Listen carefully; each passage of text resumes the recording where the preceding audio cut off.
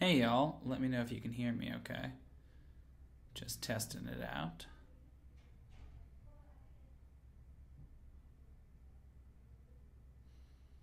Sounds pretty good. Oh, I want to change some stuff. Just a second, everybody.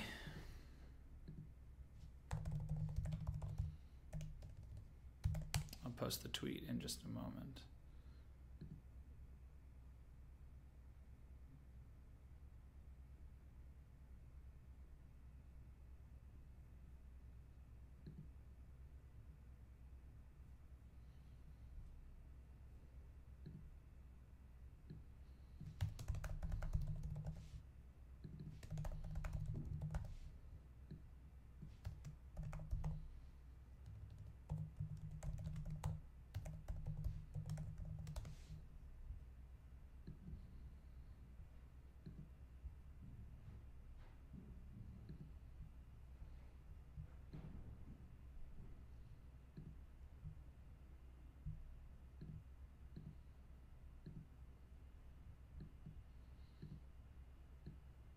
Just taking a minute, everybody, just to make sure it's all good.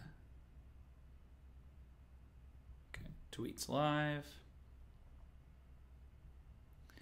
Let me make sure that the tweet works. I gotta get like the stream will return shortly link is what I need. Okay, it still says make a monster Agma.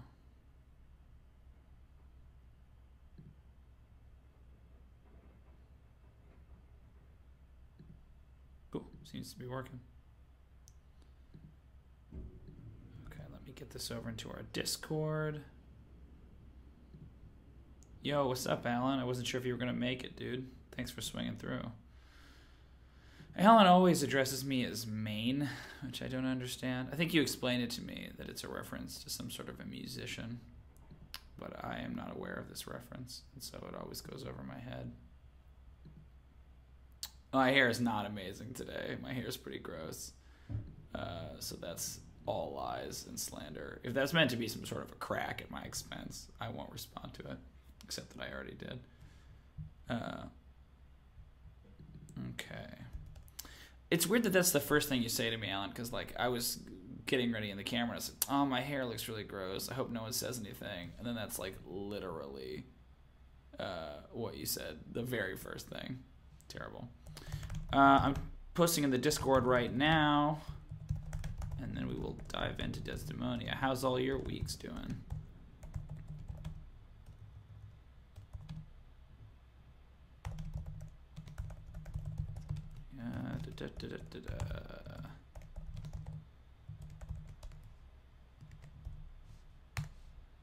Okay, boom. I am crazy. That's possible. What's up, Jose? You're always a curious monkey, Jose. What's going on in Strahd right now, buddy? Talk to me about it. Talk to me about Strahd. You tell me what's happening in your Strahd, and I'll tell you what's happening in my Strahd. Think about that. Okay. That should be live. Everything should be good. So if you are just tuning in, if you're watching the VOD, we are here to make some monsters. Last week, we made Agnama. We finished Agnama, Angel of Apocalypse, one of the 4 villains in All Heliog. If you scroll up in the design doc, you can see, not quite here, but way up here, give it a minute, you can see some of the work I've been doing to write some copy for Agnama. I'll give you a little glimpse of it here. Ooh, looks pretty nice, huh? Well, too bad you can't read it because it's just for patrons. If you are a patron following us on Patreon, you can get access to this, the design doc, as we call it, where we have all the notes and the finished stat blocks for the monsters that we've designed. So go ahead and find us on Patreon at patreon.com/xbwebseries if you want to look at that. But today, we are going to be talking about a different villain, Desdemonia, the Seductress. So we'll get started in just a minute. I apologize for the lateness of the stream. I should maybe start saying, yo, Win, what's up? Let's see, our Death Cleric decided it was time to unveil. He was working for Strahd. Oh, boy. That's pretty dramatic. Oh, man. Interesting. So you got a traitor in the party. Is it like a willing? Was he like... he got cursed, right? Interesting. I wonder if that... How does the party feel about that? Hey, Brooke, what's up? Look at all these people in the chat today. Awesome. Interesting. Interesting. Jose, that sounds like a pretty dramatic campaign. I want to know what's going on. That's one of my favorite of the published campaigns for sure, is Strahd. You really can't beat it, I feel like. I like Tomb of Annihilation, which I'm playing right now, but there's something special about Strahd. There always has been. All right, we got some people here. Let's get started. Yeah, selling your soul's bad. Don't do it, kids. Stay in school. Keep your souls. So today we're working on Desdemonia. So for those of you who have or have not listened to All Hail Yogg, Desdemonia is a succubus. She's sort of she's a succubus rogue, and she's basically the party's infiltrator and saboteur. She has a lot of powers at her disposal. She's a shape changer. She is an assassin. She's very stealthy. She's very persuasive. Basically, she's your classic infiltrator saboteur archetype. I think the Xenia Onatopp was the character, the sort of pop culture reference from GoldenEye that Heather, their player, made. So Desdemonia here in our version is a little bit different. The basic concept of the character is still the same, but we wanted to play with the idea that we're decoupling Yogg from the monsters that we're making here. So how would Desdemonia exist on her own, separate from sort of Yogg's grander designs? So last week we did some brainstorming. As you can see here, we talked about the idea that she might be a brothel madam that sort of controls one particular brothel in a populous city. And that since she's immortal and she's a succubus, that she, over the years, over the generations, would kind of pose as different buyers and madams. That way it looks like the brothel has changed hands multiple times, but it's actually just her using her powers of disguise over and over and over again. We talked about her motivations. Let me write this down. I think this is an important distinction. That as a succubus, like specifically a chaotic evil succubus, her only real motivation is sort of malice and mischief. That, like, she's not really in it for power, and she's not really in it for money. She's in it to cause trouble. She's in it to cause heartache. I like the idea of her motivated purely by malice and mischief. Trouble is its own reward. I like the idea that she would blackmail people, but not for money, right? Just to see what she could get out of her, what kind of mischief she could cause, what sort of chaos she could instill. Sildari, hey, what's up, man? Corrupt, seduce, and control. Exactly. So something else we talked about, whereas with Agnema, we kind of designed a cult around the fallen angel. For Desdemonia, we liked the idea of creating, or we discussed the idea of creating a template that you could basically tape onto other monsters, basically with the conceit that Desdemonia would have charmed them. So you could easily give her, you know, bodyguards of sort of whatever vaguely humanoid creatures you would want, presumably. Oh, yeah, Sildari's playing a Cambion. That's cool. I looked at the Cambion, actually, as well. We have the Succubus stat block up here, because that's the most relevant. But for sure, a Cambion is definitely in that continuum. I think Alan did some work with that last time.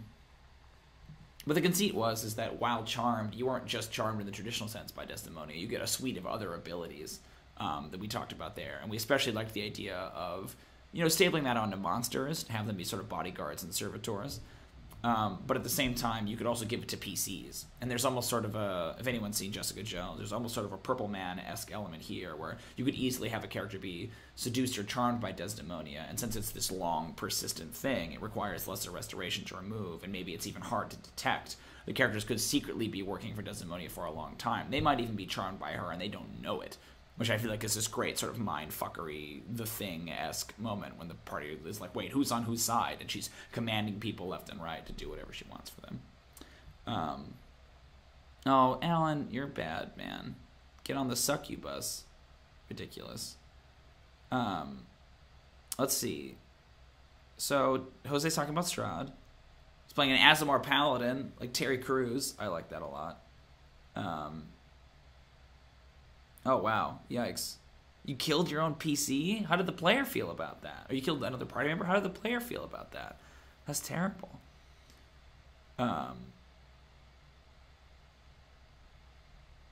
Yeah, Lesser Restoration is one of those great spells that, like, I've never seen a PC have. No, we had a cleric in one of our previous games that had it, but it's kind of an NPC spell, right? It's like no one wants to take it because you don't really think you'll need it, but it is actually pretty useful.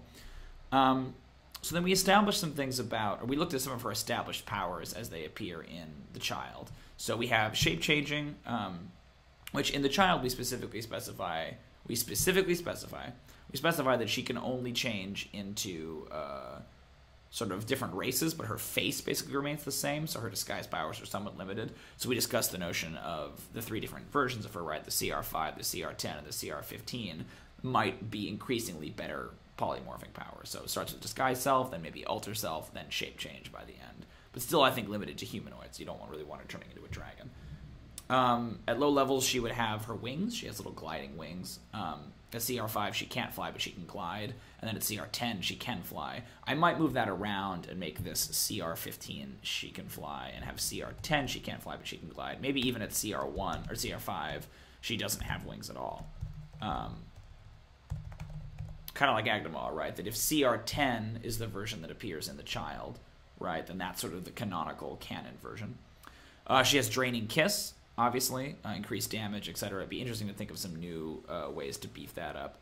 And then she's got her usual rogue ability. She's got Sneak Attack, which we can increase at each iteration. She's got Cunning Action and stuff like that. Charm Person is kind of her bread and butter. I feel like that basically stays the same. Maybe we start with standard Charm Person, but then as she gets to 10 and 15, that's when the template kicks in. His resistance to necrotic fire and poison damage, because she's a fiend, and she's vulnerable to radiant.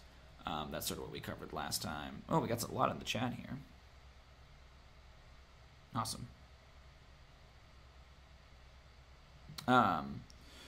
And then lastly, we talked, just real quickly, we talked about some potential abilities and kind of the scope of her future iterations. So the CR5, we wanted her to basically be kind of an autonomous assassin, that she's not really in control of anything. She's maybe going on missions. She's doing the jobs herself. At CR10, she's become a brothel madam, so she's starting to accrue her power and her power base, but she isn't fully at her ultimate power. And then CR15, she's kind of elevated to sort of a kingpin or a queenpin, right? Like a crime lord over a whole city. We entertain the notion that maybe she's actually several crime lords disguising herself as different people and, you know, causing all kinds of havoc in the city.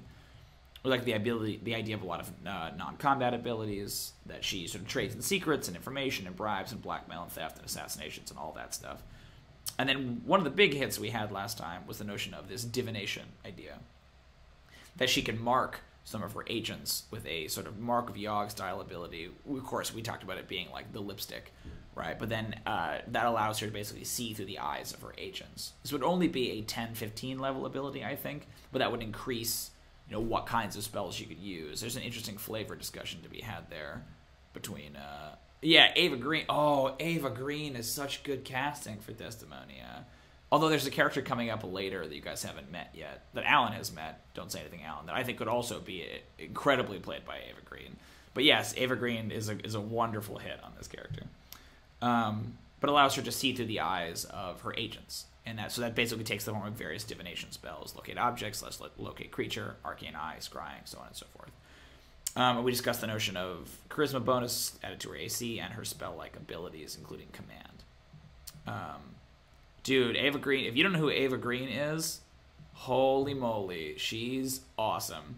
Penny Dreadful's not the best show, but she kills that show. She has this incredible ability of appearing in movies that are not very good, but then she, like, elevates the crap out of whatever she's in. Like, there's a really bad sequel to 300 that overall is just a trash movie, but she plays this, like, crazy Persian fucking pirate queen, and she's awesome, and the only reason to watch that movie. Yeah, exactly, Zildari. Go check it out. It's so dumb, but she's in it, and she's great. Ava Green's the best. Yes, she is. She's Vesper Lind in Casino Royale. Yeah, she's pretty solid in that. I don't think that's like her best role. She doesn't go balls to the wall crazy, but correct, she bangs. Okay, so let's get started. So we're going to start today. We're going to try to focus on doing the CR5 version of Desdemonia, which I think is a pretty bog standard succubus. There's not a lot going on there. Let's see. It might be the best movie in her filmography, but I don't necessarily think it's her best performance. Let me pull up my monster manual. Everybody look at my gross beard while I get my monster manual out. You guys can look here at the... sure that was a lovely audio experience. Y'all can look up and see the succubus/incubus in the overlay, but I'm going to look it up in the actual document because that's a little easier for me to type and look at. So I think for the most part, hey, thanks, man. I'm glad you like my beard. I'm kind of bad about grooming it. It's just sort of as a shaggy Viking soup catcher that grows out of the bottom of my face. Okay. Oh no, succubus is succubus by the S? This is scintillating streaming, I'm sure. Here it is, yeah, great. So I think for the most part, the CR, this succubus is CR4, so we want to try to beef it up a little bit, but I think we need to try to, like, distinguish it somewhat. You know what I mean? There are some powers here that make sense, and obviously I based a lot of Desdemonia off of this version, but there are a few things we need to change. Oh, by the way, the chat is talking about my beard. Yeah, probably half a can of soup. I like the idea of the beard, like, because I was making a soup catcher in the sense of, like, it falling in front of my face, but there's also the notion of, like, dunking your face into a thing of soup and, like, back and forth to, like, absorb as much as possible, which is horrifying upon reflection. It is full of Dungeon Master secrets. Are you guys getting a weird glitch in the Google Doc? I feel like it's glitching a little bit. Yeah, for later, exactly. This is about all I can do, actually, Jose. I can't really get, like, a big Gandalf beard. I want, like, a cool dwarven beard, but I have to settle for, like, a filly-killy, like, young dwarf. Oh my gosh, I have never seen you guys talk so much about anything except my beard. Maybe I should just have a beard-themed stream, because it seems like that's what people really want to talk about. Yeah, supervision. Hey, Win, you're onto something there. I don't know what's going on with that. Sorry, guys. Let me see if I can... Oh, that didn't help. Let me try to putz with it a little bit. Take off the succubus for a second and see if that fixes anything. I just wonder if I'm trying to overload it too much. But, like, I have nothing to say about my beard, you know? I don't groom it. It's just my beard. Like, it just hangs out. Okay, we have to work. We can't spend the entire time talking about my fucking beard. I refuse. Okay, so let me get a stat block here. So we're going to take the succubus as it exists, and we're going to replace some of its abilities, but keep others. The main way I think we can distinguish the succubus in the book with the succubus with Desdemonia at her CR5 version, who again I think is basically just an assassin. I feel like she doesn't have a lot of her controller sort of manipulative abilities quite yet. I think she has charm person. I think she has shape changer and things like that. But I don't think that. What was I gonna say? God, get off of my beard, y'all. It's so funny that you're so interested. But I don't think that she has any of her sort of manipulator powers yet, as I was saying. So Desdemonia will come up with some kind of cool thing. For now, we're just going to say assassin. I have learned not to get into the names here on the stream because it's just going to be a bunch of people suggesting things that are good but like aren't exactly what I want, so then I get kind of fussy. Yeah, that's what I was thinking, Brent. That the Draining Kiss at higher levels would do something other than damage. I definitely think that's right.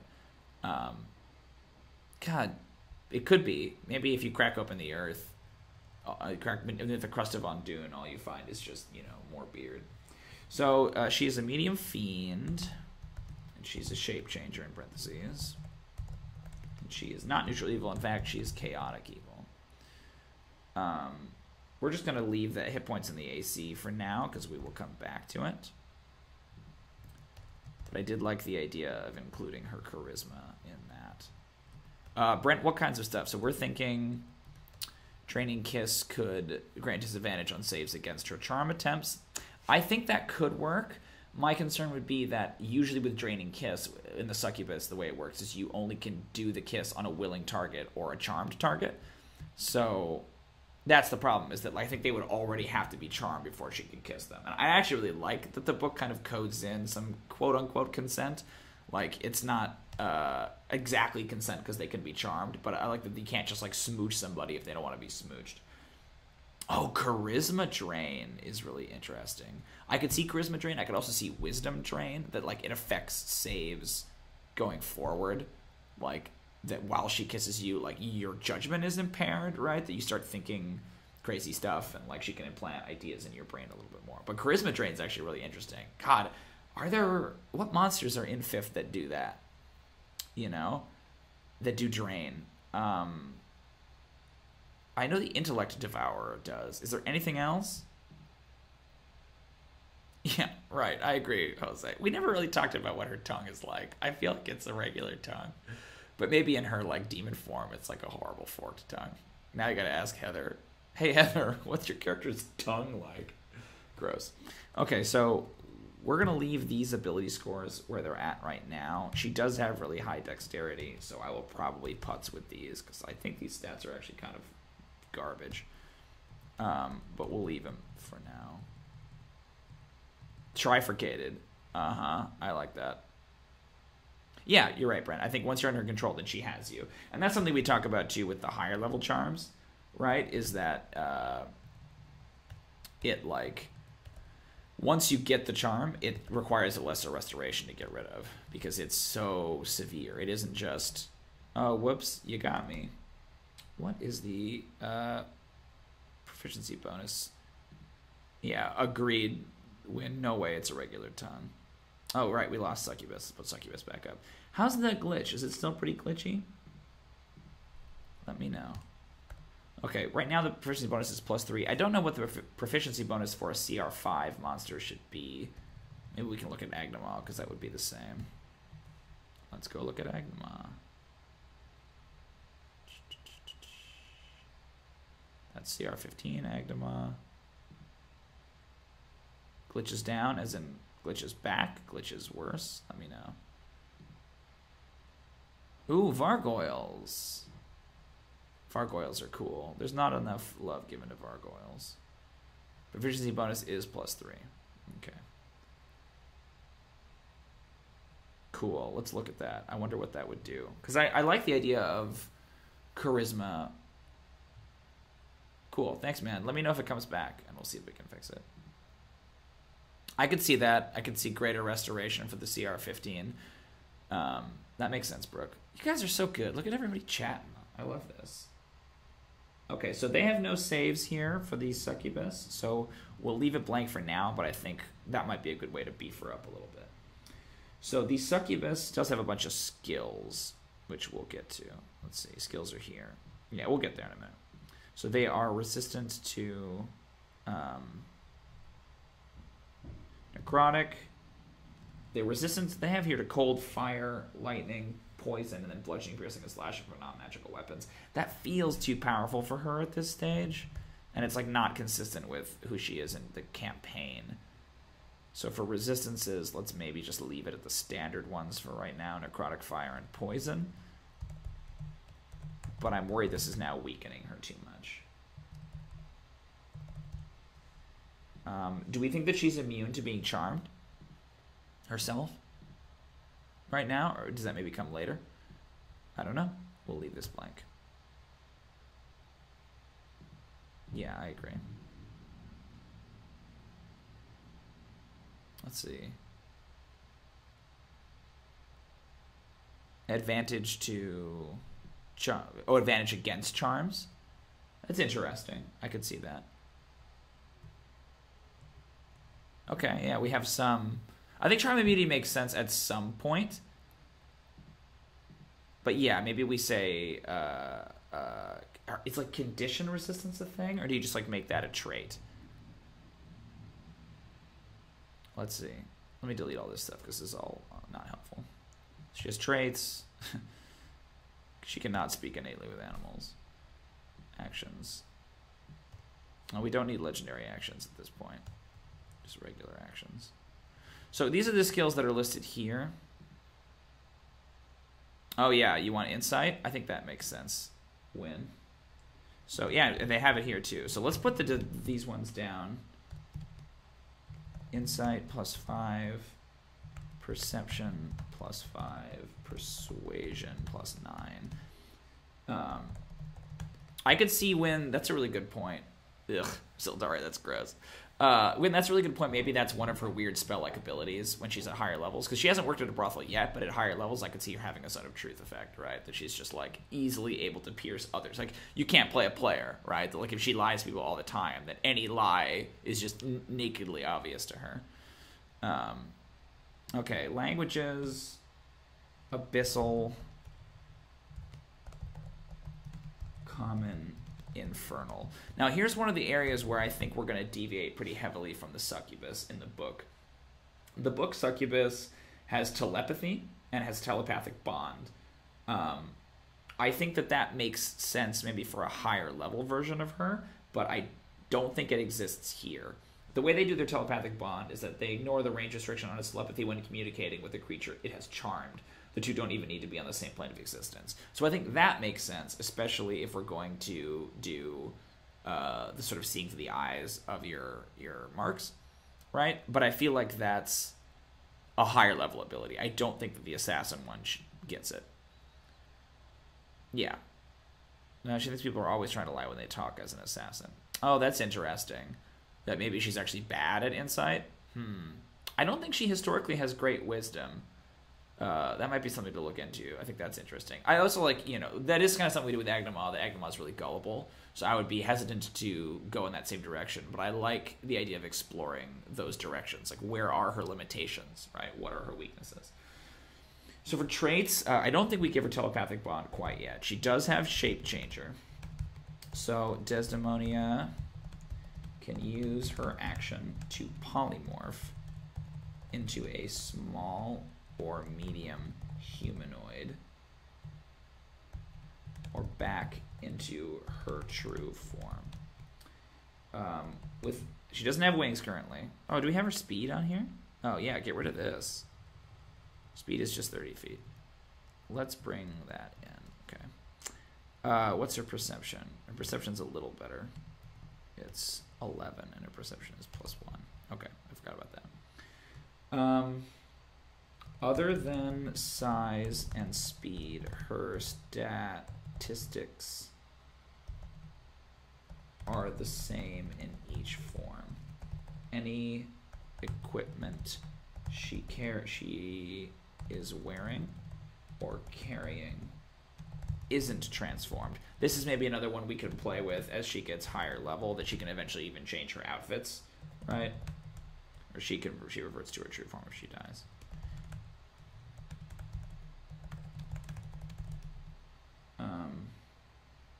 When she dies. So is there something here in Shape Changer, just as an idea, grant insights, or grant advantage on insight checks or investigation checks or something to recognize her, right? If the idea is that while she's low-level assassin, she can change her face, but she can change her shape, but she can't really change her face. So if anyone has seen her before, they have advantage on their insight checks to recognize that she's in disguise. I want that to be communicated somehow, but I don't necessarily know if that's the right way to do it. What does the chat think? What do y'all think? You think about that while I'm going to keep typing. Oh, that's actually it for traits. So let's maybe put sneak... Oh, crap. That's not what I wanted. Let's maybe put sneak attack in there. Sneak attack.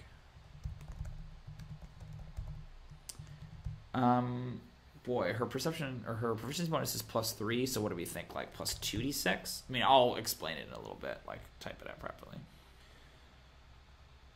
Oh, Jose says, although if you add some warlock/eldritch knight, maybe she has some ceremonial bonded weapon to do the final blow. That's interesting.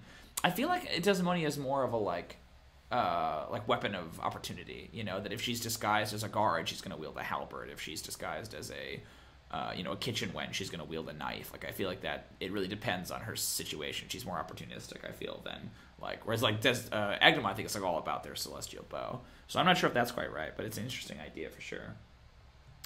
Okay, sneak attack, cunning action, too, right? Do we want to say this is maybe where we would put the charmed thing? Where, name. Desdemonia has advantage on all. Advantage on all. Yeah, I think that makes sense. Like, she does have weapons, but I feel like she's much less tied to them. You know what I mean?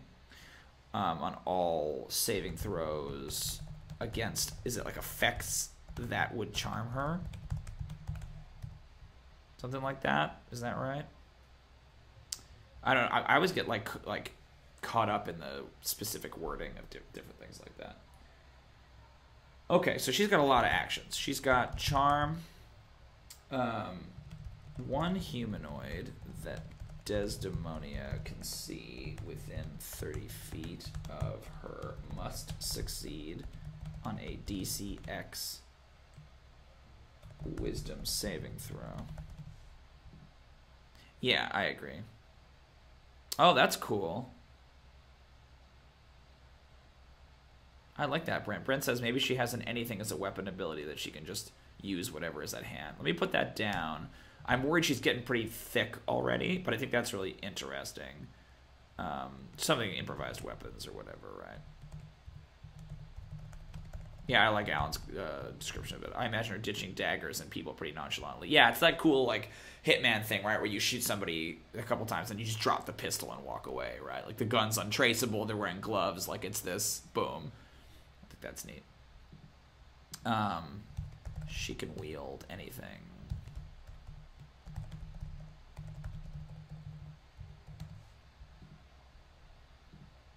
As a weapon. Let's maybe talk about this then. This seems like where we're at.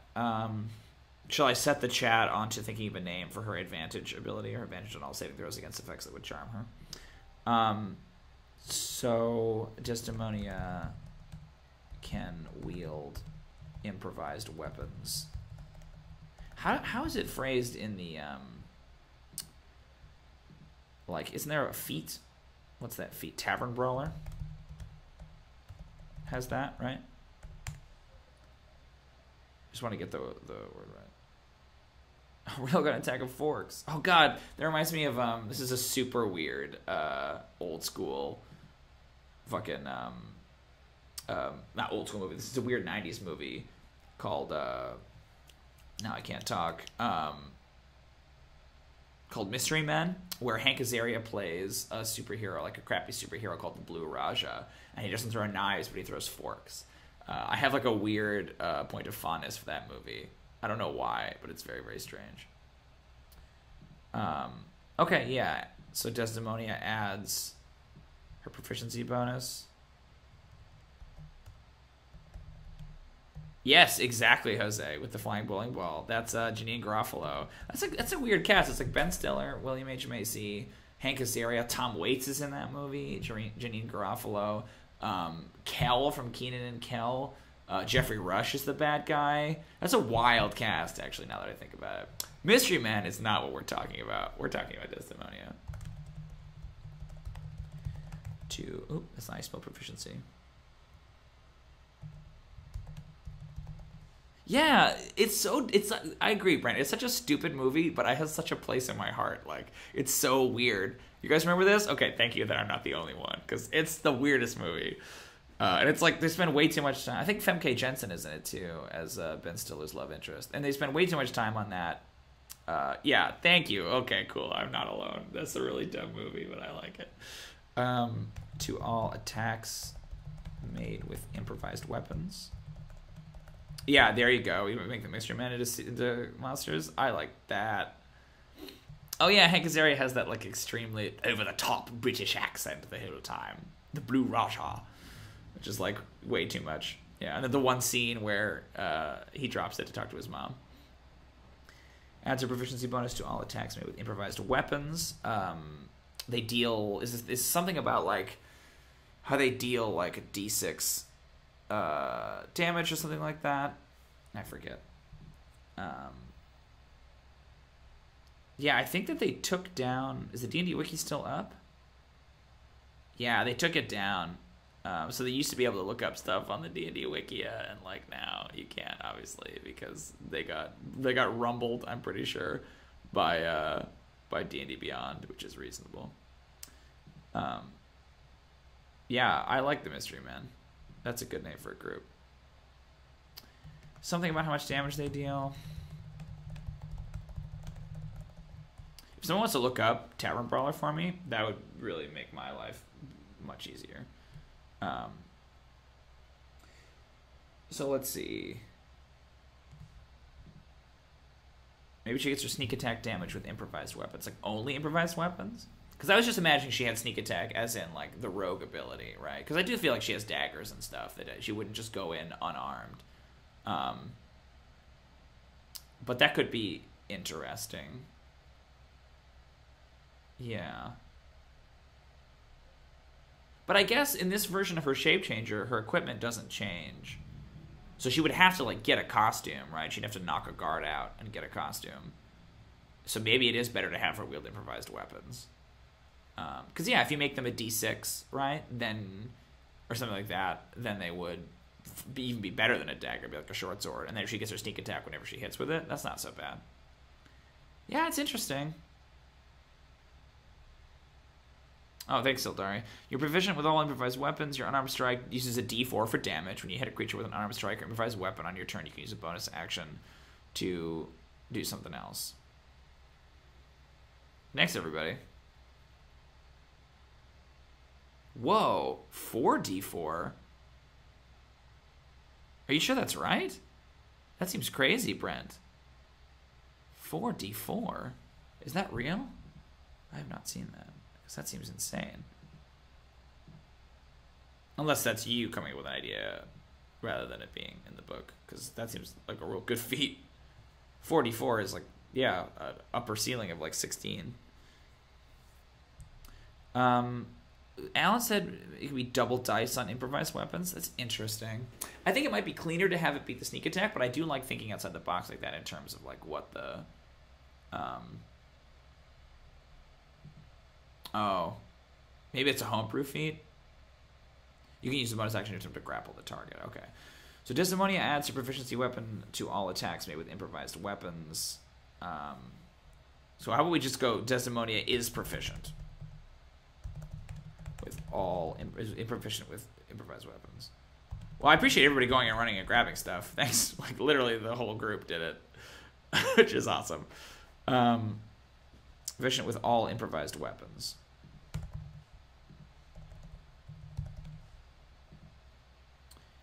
I want to call... Yeah, somebody had a name for this. It was like whatever's to hand. Something like that.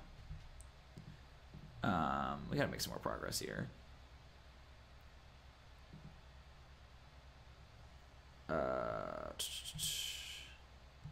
When she hits a creature with an improvised weapon, she deals like an additional 2d6.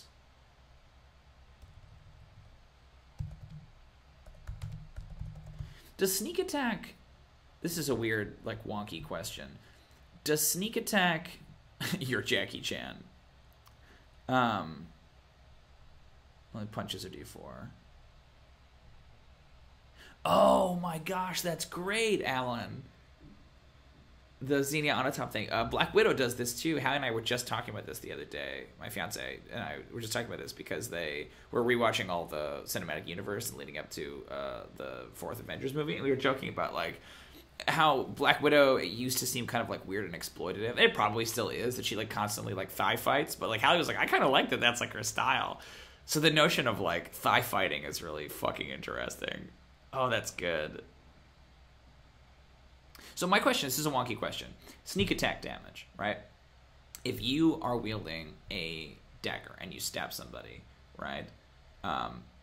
Does John Wick grab people with his thighs? I don't know. I've only seen the first one. Maybe he does. But if you stab someone with your dagger, you deal 1d4, right?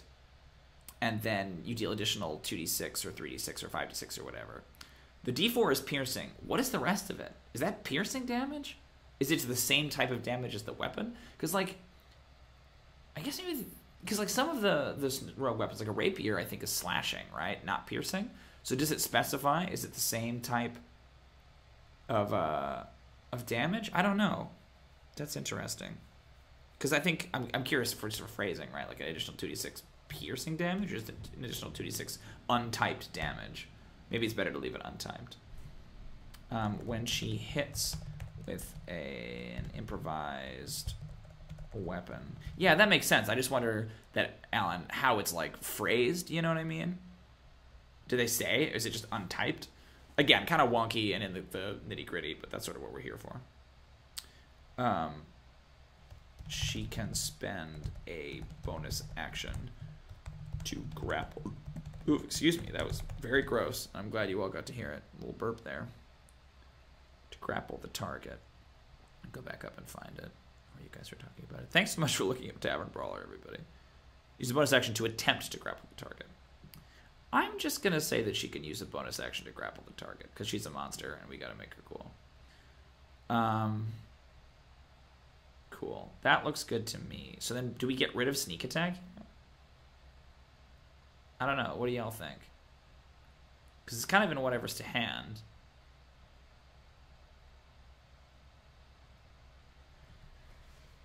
I don't know about that, guys. I think it's cool. It kind of makes her feel more like a monk to me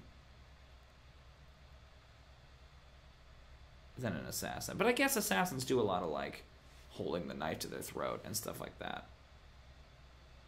I think under her actions, I'm still going to put, like, a dagger, right? That she still has a knife, presumably. She has a bow, too, in the show, but I don't feel like that this version ever necessarily would. Okay. I'm going to keep moving ahead with Charm. Give her the assassin trait that rogues have. Yeah, cool. Thank you, Brent. That's what I was wondering. The assassin trait, like, from the class. That is so cool. Brooke says she has a baker barbarian she made one who had Tavern Brawler. He would hit enemies with 20-pound bags of flour. See, here I was assuming a rolling pin, but a bag of flour is like way more metal. That's so funny. I love the idea of a baking barbarian. A bakebarian? A barbakian? I'm not sure what the pun is there. I like the assassin thing. That might be a higher level, yeah.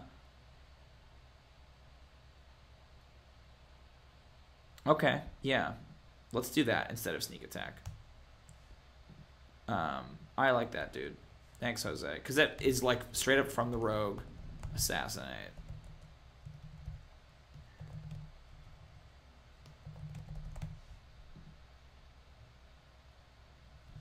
The grappling python like Death Embrace could have some opportunities in combat abilities for sure, and it's on brand for her. Yeah, cool. You have advantage on attack rolls made against, or not you, Desdemonia. Has advantage. Made against any creature that hasn't taken a turn yet. Has taken a turn in combat. Yeah. That's crazy, Brooke. I don't want to get hit with the 20-pound bag of flour. That sounds bad. Any hit you score, any hit she scores against a creature that is surprised is a critical hit. So if she has if she gets the drop on them, right? She's disguised as like a kitchen wench, and she's got a 20-pound bag of flour, right? And she fucking wails on somebody with this 20-pound bag of flour. There needs to be a line here. How much damage? I mean, unless we just bake that in. Do we say that, like, when she hits a creature with an improvised weapon, do we put under action, like, improvised weapon?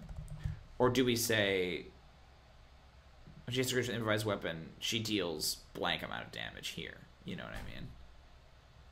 Do we say there? So, Brooke, you're coming from, like, real experience, right? You know about 20-pound bags of flour. So she gets to drop on a fool, as Alan would say. She has advantage on attack rolls made against this creature. Disadvantage, she hits them with this 20-pound bag of flour. They take ostensibly 3d6, right? Or 1d4 plus 2d6 damage. And if they're surprised, then it's a critical hit. And that's pretty solid, you know? And then I might do as... Let's move this down. I don't know about whatever's to hand. What do y'all think about that name? I know I said we shouldn't do names, but now I want a name for it because it's bothering me. As a bonus action, Desdemonia can hide.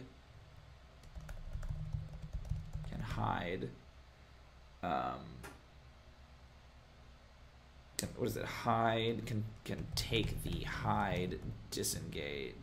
It's the dash, disengage, and hide action.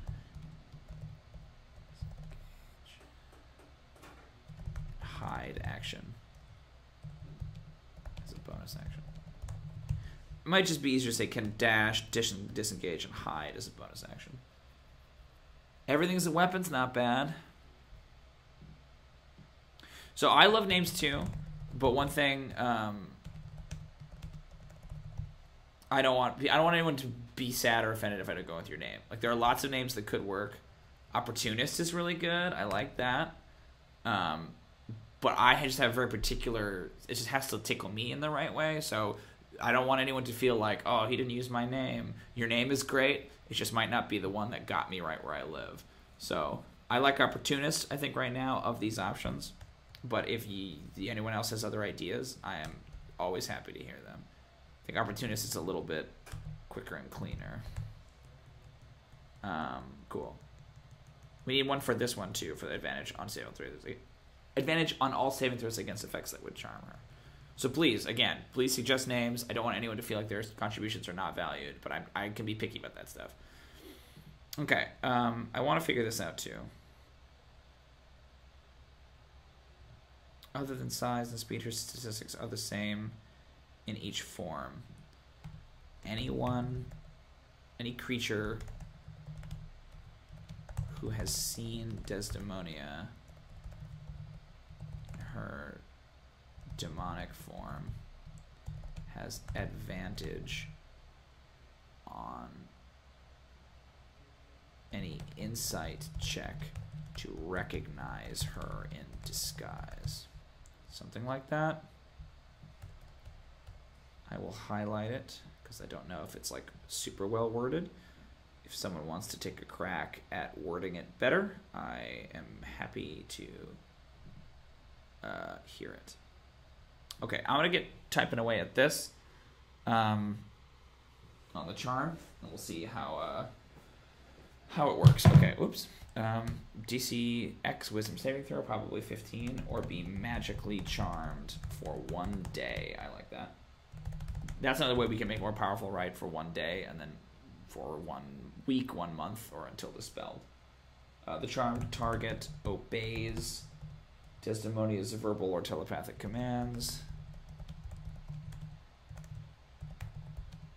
Is that too powerful? If the target suffers... Because, like, traditional charmed... good luck, dude. Don't get killed. Have fun, bud. If the target suffers any harm or receives a suicidal command,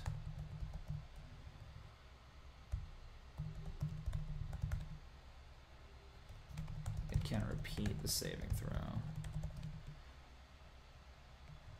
ending the effect on a success. Yeah, Worldly's not bad.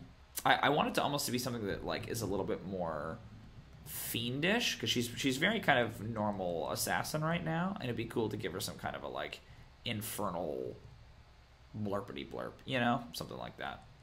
But I don't mind worldly. Infernal worldliness.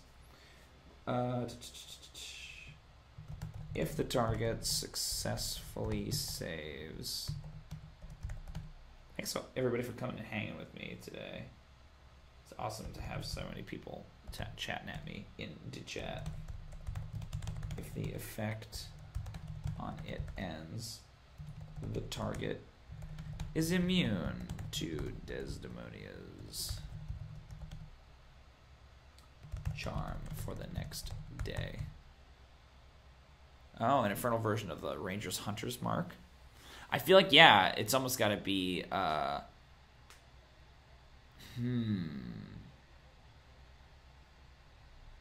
want that to be the smooch on some level. Not just the draining kiss, but the idea of her, like, pecking you and giving you this mark.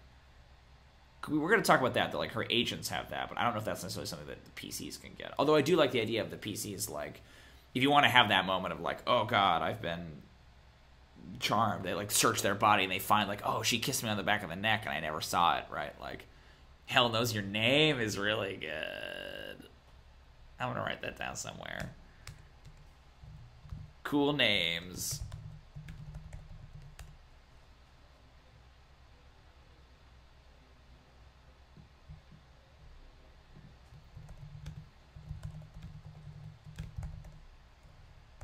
I mean, we should put it here under actions, right? So we've also got Draining Kiss. So, like, we should be careful that we don't get too many things. I think Hell Knows Your Name is probably the last one here. She's got to have a... Do we even, like, give her an attack? We have to give her an action, right? Do we just call it improvised weapon, or do we give her a dagger? I feel like we give her a dagger. And maybe write in here that if she catches the target...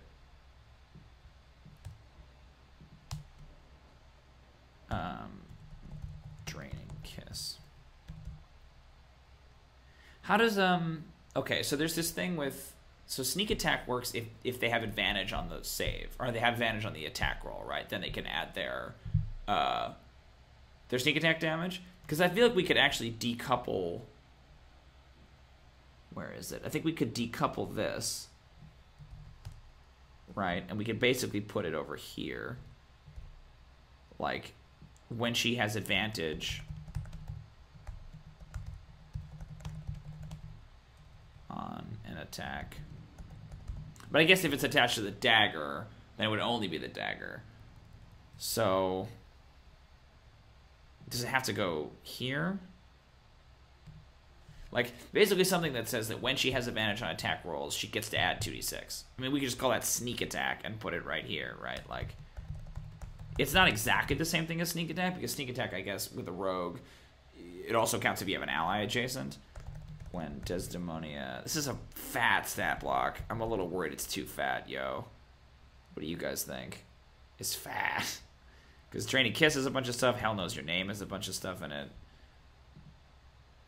Whenever Desdemonia hits with an attack that has advantage, hits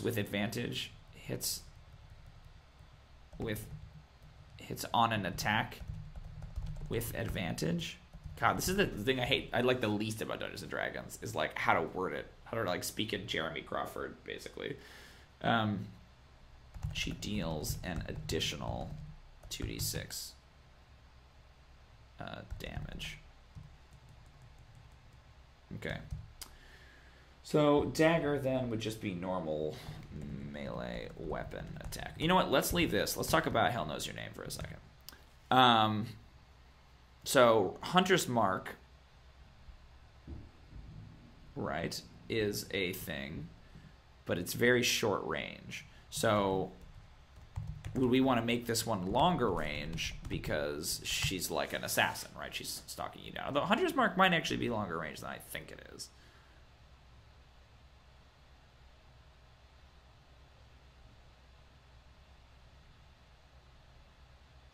Okay, no, it's pretty... Well, it just says until the spell ends. It's up to an hour.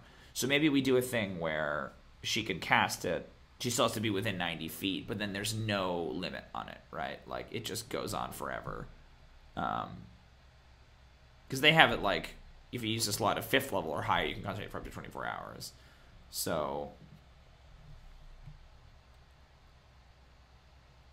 This would be an action? As an action. They have it as a bonus action, right?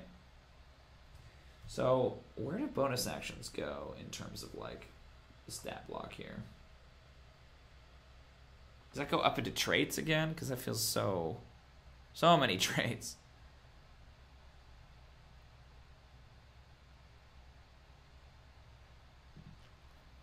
It might be easier, folks, to get rid of this and just give her immunity to being charmed. You know?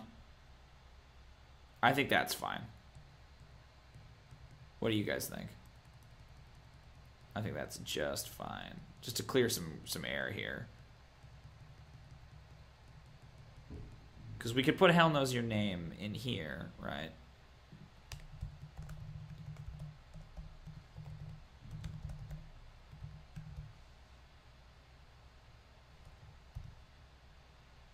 Cool. Thanks, everybody. Everyone's on my team. As a bonus action, Desdemonia can designate one creature within, we'll say within 100 feet, because that's just a little cleaner, as her mark. A marked creature.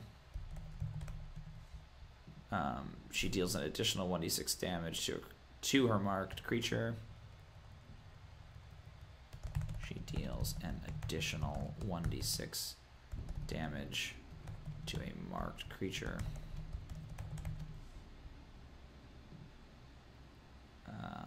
And has advantage whenever she hits with a weapon attack.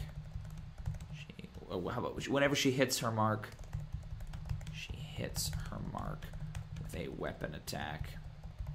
She deals an additional 1d6 damage. So I have a question for the chat. Okay, see you later, Brent. Thanks for chatting. So Alan and Wynn, you guys live in the same apartment. Are you on different computers? What's going on? I love that you're both in the chat separately. That's very funny to me. In addition, she has advantage on perception and survival checks. That's so funny that you're not actually communicating. You're communicating through chat. Oh, baked apples are good. I want a baked apple. I'm a little too far away for one, though. The mark lasts until the target dies or Desdemonia chooses a new mark. How's that work?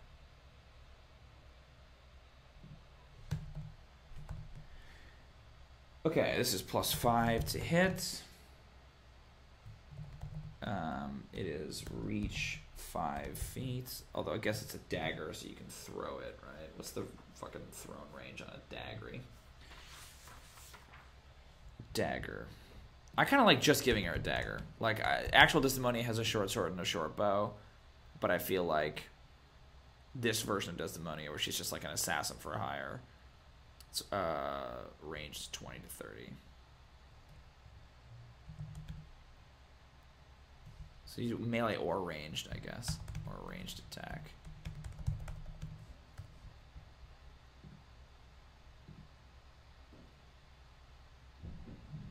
If you want to say something to Win, I need you to say it to her on here.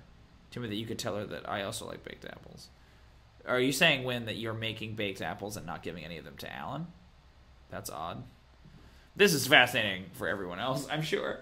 This is not good character design. Melee or ranged attack, +5 to hit, reach 5 feet, or range. How do you do this? How do you do daggers? How is dagger formed? How girl get pregnant? Let me look at like goblins, because they have like spears, right? Like I need a weapon that you can throw. Here we go. Found the trident. Okay, melee or ranged weapon attack, +7 to hit, reach 5 feet, or range 20 to 60. I think that's daggers too. 60 feet. One target. Hit is, so it's 1d4 plus her dex, which right now is 3, which does not seem high enough to me. So it would be 5.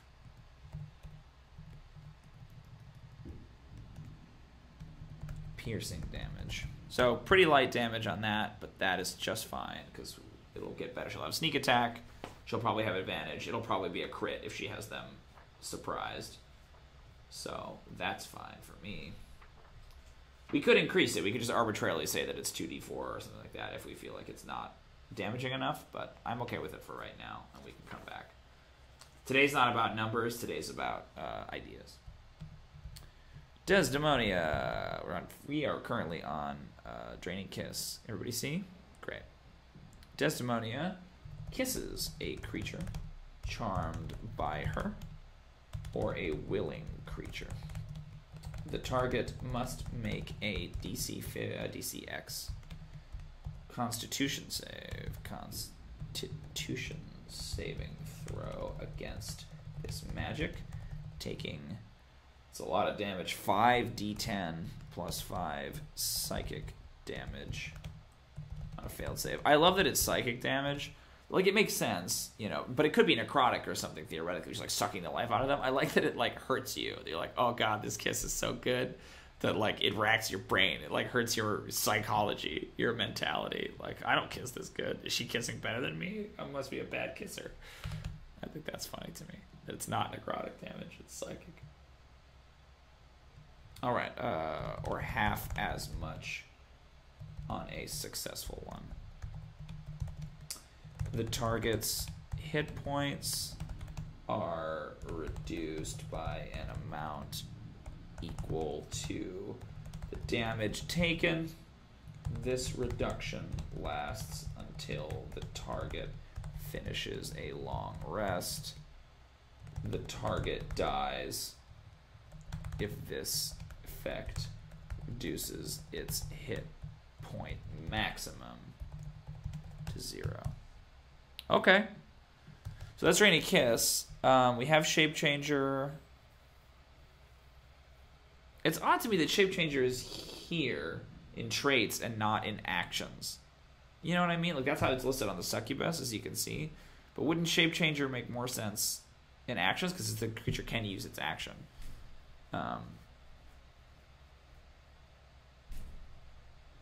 Okay, well, that's Desdemonia.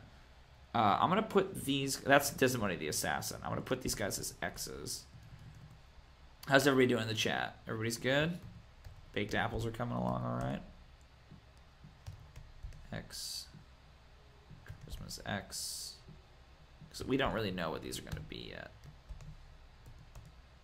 What are you thinking about, Brooke? You got a pensive emoji going on right there.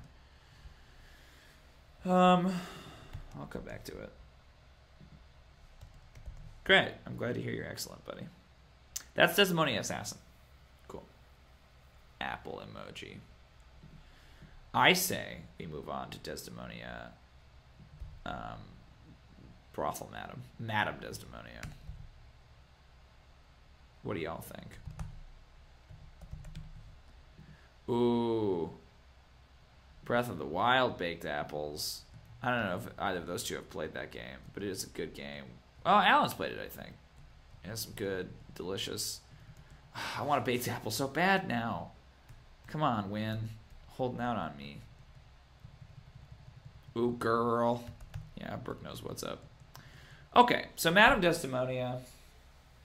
I don't know if that's like the top, but, you know, that's what we're going to call her for right now. The cookie music is really good. Yeah, I'd love to win. I wish. Someday soon, I will hopefully get to come visit. What is the proficiency bonus on a CR10 critter? A+ cookie music. That is... Oh, I don't have it listed. That's silly. +4. +4.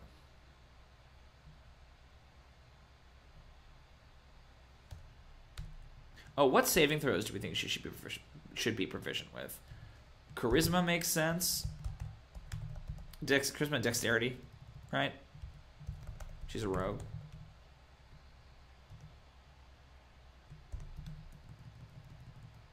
I think that makes sense. So I think it's the same ones here. I don't know if she gets any new ones.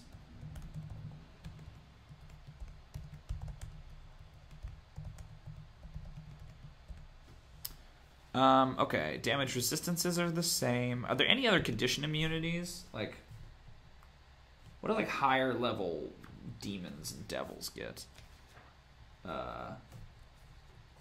stuff, I assume. They could stuff, man. Let me go look at some devils. It's like a CR10 devil we can look at for resistances and things. Frightened. Hey, David, what's up? Yeah, I don't mind frightened. Frightened makes sense. Nice to see you, dude. Thanks for coming out.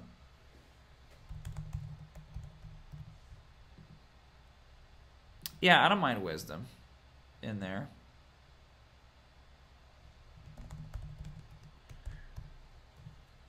Let's see. Devils. All these devils have resistance to cold. Should we give her resistance to cold? Like, literally all of these devils do. And she's a devil, canonically, in Yogg, rather than a demon. Yeah. Oh, okay. I was like, wait a minute, the ice devil doesn't have immunity to cold. It doesn't have resistance to cold. It's because it has immunity. So I'm going to add cold in there. Is the... Yeah, okay. Weird. Oh, we wanted to give her vulnerability to radiant. That's right. Damage vulnerabilities. Radiant. I think she still has it here, and then maybe she gets rid of it.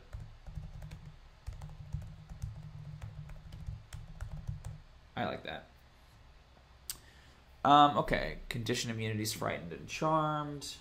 Poisoned. Durr. She's an assassin, and she's a demon. No one should be going around poison and Desdemonia. Come on. Yeah, that's all good. The XP would change, but I don't care. I'll figure it out. Okay. So, in terms of her abilities,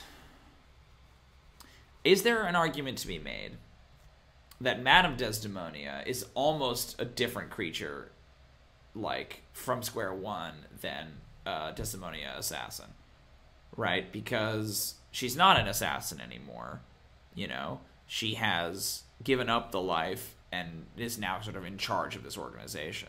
So I kind of wonder if we lose some of the stuff, you know? I don't want to completely lose it, but I could see losing things like cunning action, an opportunist. Yeah, she's a house cat, exactly. So I think we lose cunning action. And I think we maybe lose opportunist. I don't want her to completely lose some of those things. Like, I think assassinate is still good. That, like, she can still get the drop on you. I think Hell Knows Your Name is interesting. But again, if she's not doing contract killing, it's not really useful to her. And we have so many other things. Like, Shape Changer she keeps for sure. And I think we lose this. I think we... What do you guys think? Do you think we keep Hell Knows Your Name? Or do we replace it with something a little bit more Queen Pin-esque? Right? Because we want to have the good charm now. That kicks in here. We want to give her... Oh, we want to give her wings.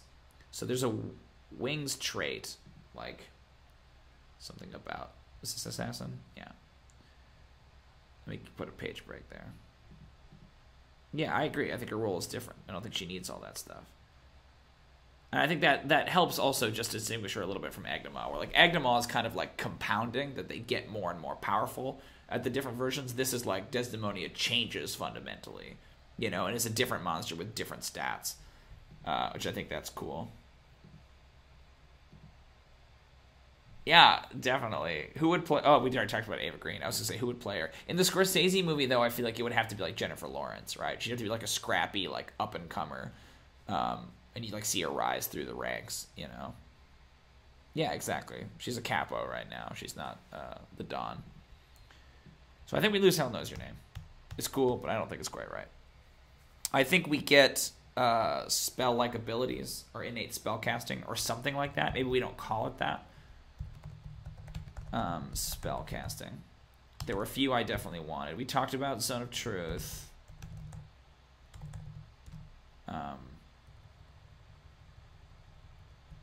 Maybe instead of Zone of Truth, it's like...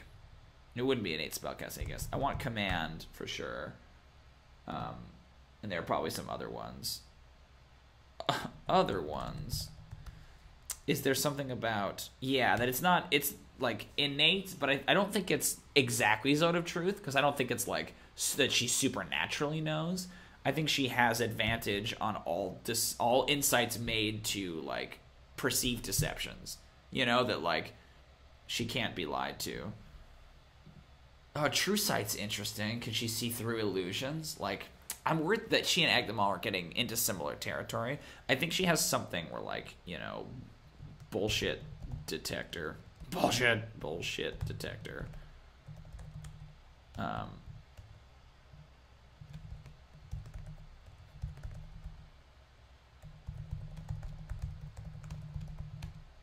all insight checks. To fucking expose deception. That's so vague. On all opposed insight checks.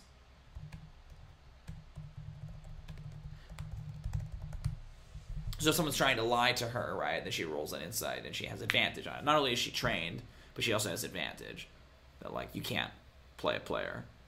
What are some other good, like, low-level spell-like abilities? Because I think with innate spellcasting, you could make a point that, like, she can't do it to randos, but she can do it to anyone that she has charmed, you know? But I guess in the charm, it already says that it obeys Desdemonia's verbal or telepathic commands. Oh, the telepathy thing. We wanted to bring that in. Is she the type of person where you're better off telling the truth, even if she will do something bad, but won't be as bad? I think the thing with Desdemonia is that she's chaotic evil, right? That she's smart and she knows how to run an organization, but I still think she has that sort of Joker, Harley Quinn-esque mercurial nature where, yeah, if you lie to her, you're definitely in trouble, but you might be in trouble anyway for doing nothing. You know? Like, I don't think that she's... But I guess that's very Dr. Hubert as well, as he's very erratic. So she's definitely chaotic evil, but I think she's cruel.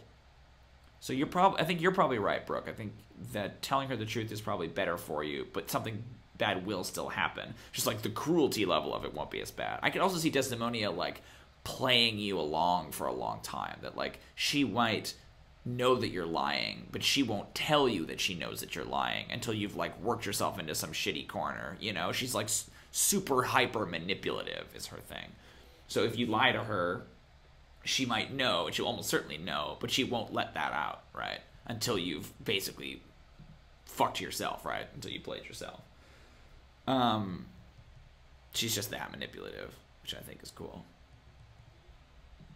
Yeah, you'll die quicker if you tell the truth. Exactly.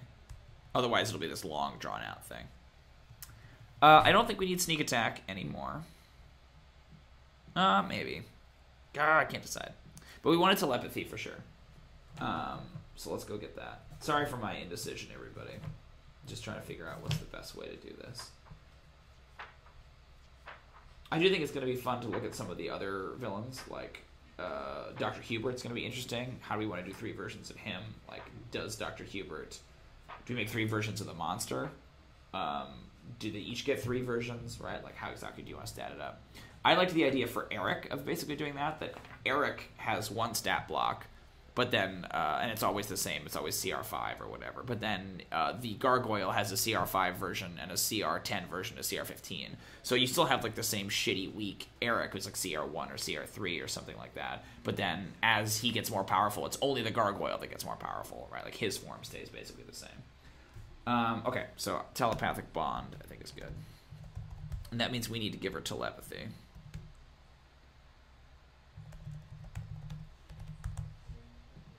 Yeah, if she assassinates something, sneak attack will still be relevant. So we'll keep sneak attack. That's fine. It's pretty roguey of her.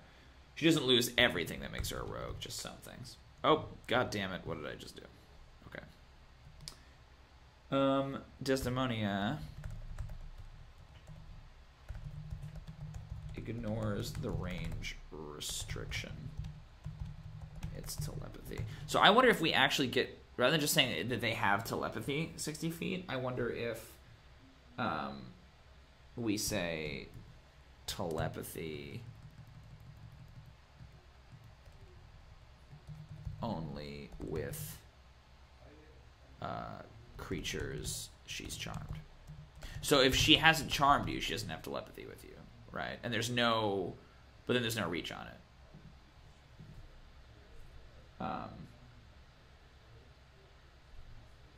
Desdemonia ignores all range restrictions on her telepathy when communicating.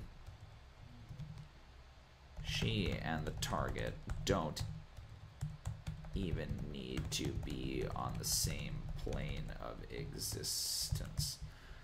Okay, what did Brooke say? She wants you to find it. If she assassinates things, sneak attack will still be relevant. She's way more deadly. It'll be the last thing you do. Yeah, for sure.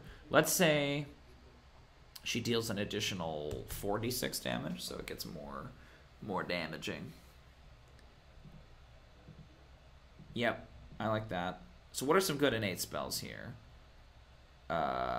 Command, for sure. Trying to think of, like, I don't know if she has any, like, illusions. That doesn't quite feel right. And again, I don't even think that they're, like, spells. They're, like, spell-like abilities, right? They're things she can do. She can command you. She can... It's an enchantment. Invisibility isn't quite right, but maybe something like Pass Without Trace, you know? Tasha's Hideous Laughter. Although, yeah... We'll have to be careful. I don't want to stray too close into the territory of a certain character we have not met yet who has similar abilities. Let's look up here. Oh, right. So she can't fly, but she has her wings. So let's do glide.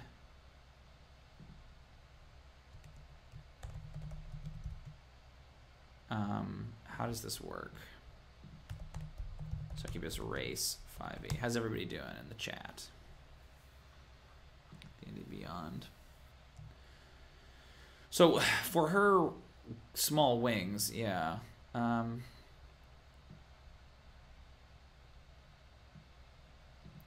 Desdemonia. Let's go like this. Let's go and then fly 30 feet. Sea glide.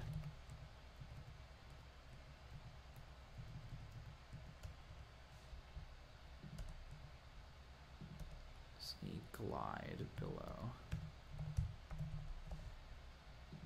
Desdemonia's wings are not strong enough to support her, to hold her weight for an extended period of time. To support her for an extended period of time.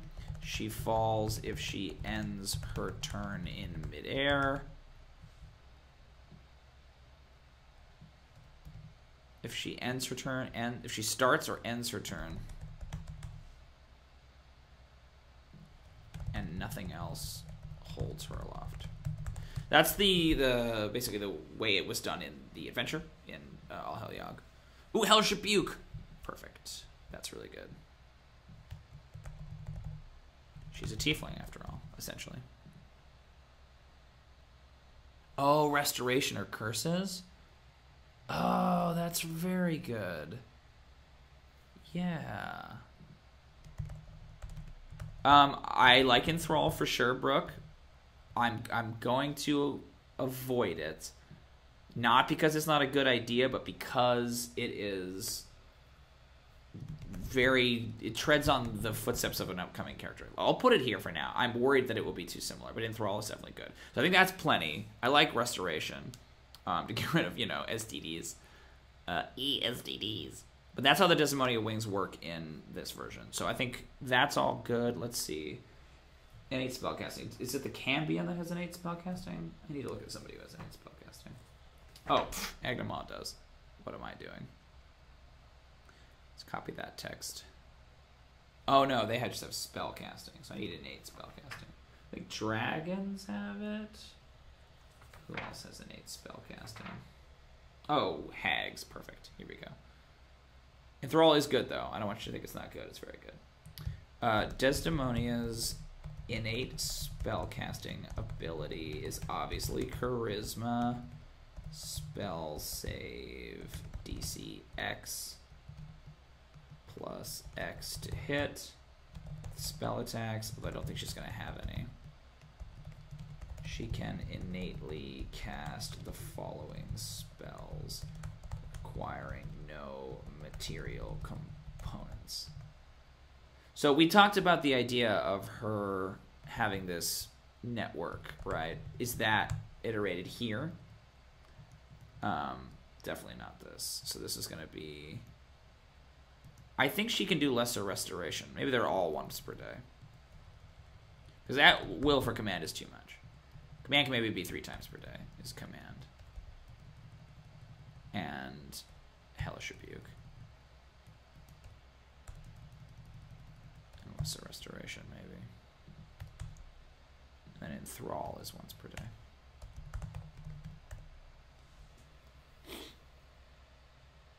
So yeah, we talked about the idea of her having these divination spells.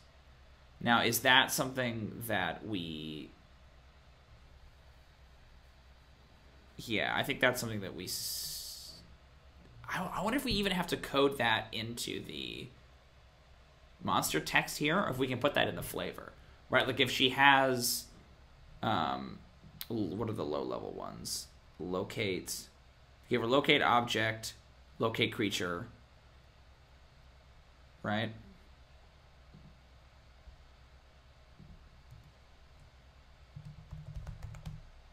Maybe locate objects she can do 3 times per day, but locate creatures she can only do once. Something like that. Then is the conceit outside the game, right? Outside the mechanics, those are her agents? Because I think that's interesting. Oh, detect thoughts is really good too. Shit. She's got too many, I think.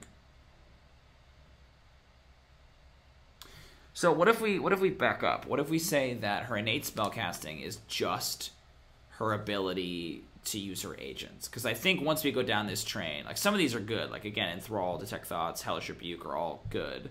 But I'm worried that they're outside her scope. Like she's not a spellcaster in any capacity, whereas like Agdama is a spellcaster. So I wonder if we rather than even calling it innate spellcasting, right? If we call it like, not exactly this, but like network of spies, you know what I mean? And decouple it completely from spellcasting, because I'm just worried that they're too similar.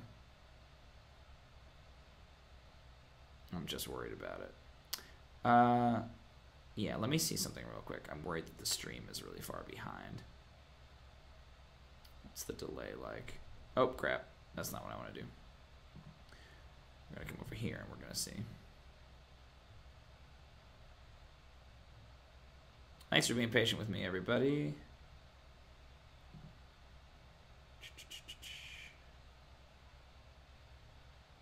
Just checking this out.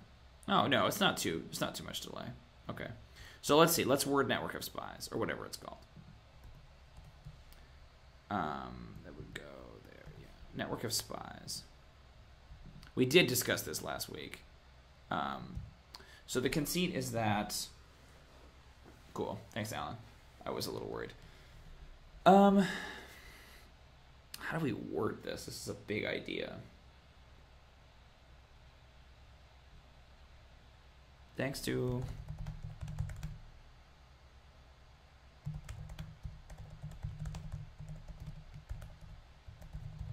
Can cast the following.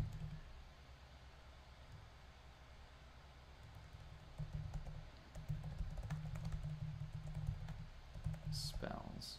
So do any of the spells, so I think the divination spells we talked about were locate creature, or locate object, and locate creature. Do either of the... Crap, stop doing that. Do either of those spells have DCs associated with them? Like, I don't really know how scrying works in 5e. Locate. Like how divination works. Locate object. Presumably there's not one for locate object, but is there one for locate creature? Like, do we even need to have her... Yeah, there's no save involved there with locate creature. There's no save involved with Arcane Eye either, I don't think. Arcane Eye is really limited in range, but I think we can fudge that. Yeah, so there's no need to even have a DC there, right? Because again, it's not really a spell.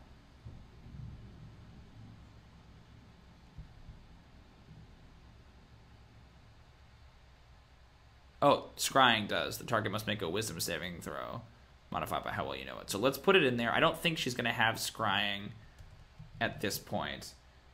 Spell save DC X.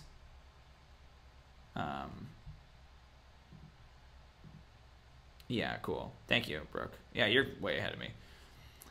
Can innately cast the following spells? I just worry that this doesn't like fully encapsulate the idea. So I think it's once per day. Locate object. Maybe we'll say 3 times per day.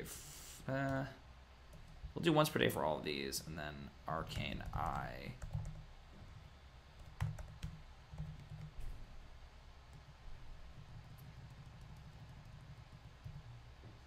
Can learn. Yeah. But her agents, I feel like detect thoughts doesn't really work because her agents, do they have telepathy through her? Do they have like, can they read other people's thoughts? Desdemonia can gather information in an almost supernatural way. Her eyes and ears around the city allow her to innately cast the following divination spells. Requiring no material components. Maybe something that, like, in an almost supernatural way, that, like, it takes time. Like, does it take an hour? Is it like a ritual? Maybe that's interesting. 'Cause she has to, like, get the information and have them report back, right? Ritual casting.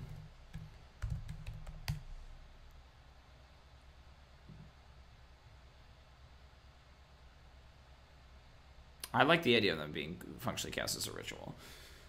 It will not expend a spell slot. She would still have to do it like once per day, right? Not everyone's capable of casting. Thanks to her large network of spies, Desdemonia can gather information. Can cast the following divination spells as rituals. The casting time is an hour. Maybe we do like spell save DC X, casting time an hour.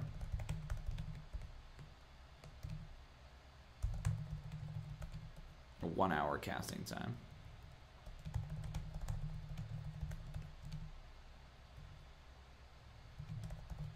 Requiring no material components. Thanks to her eyes and ears.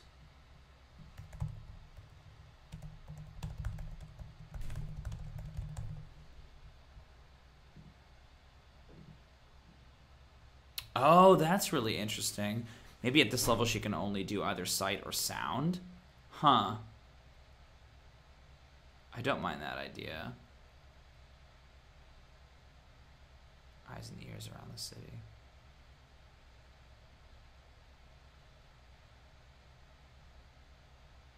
Would that be coupled to Arcane Eye? Because I feel like locate creature and locate object doesn't usually give you, like, scrying. I think she gets at CR 15. So we say something like Arcane Eye once per day, no range limit, but Desdemonia can only receive either sight or sound, not both. And then locate object, locate creature. I think that works okay.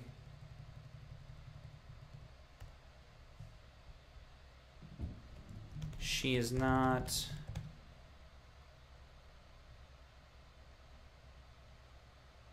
actually casting something about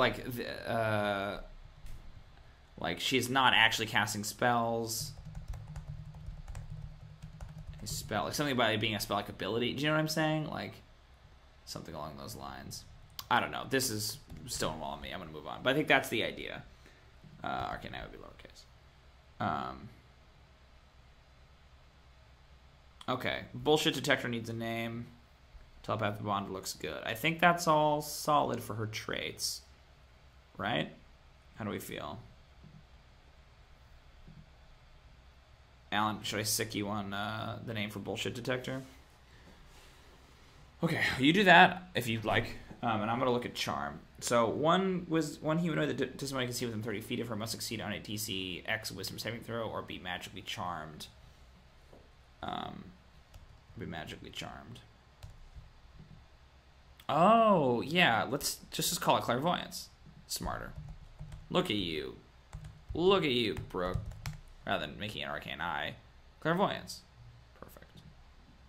Oh yeah. That's it. So let's do this. Yeah, let's go arcane eye. It's even better than arcane eye.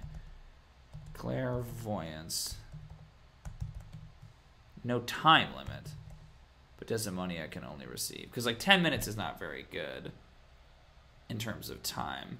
But I guess if it's no time limit, it could just sit there forever. Like no duration. Let's say 8-hour duration.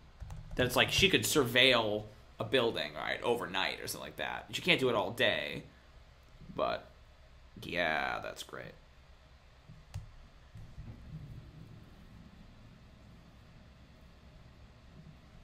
So I think locate object and locate creature. Similarly, I think we should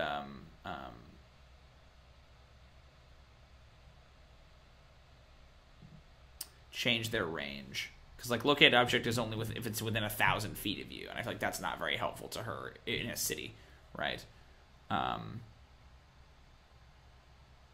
Up to 10 miles away, and locate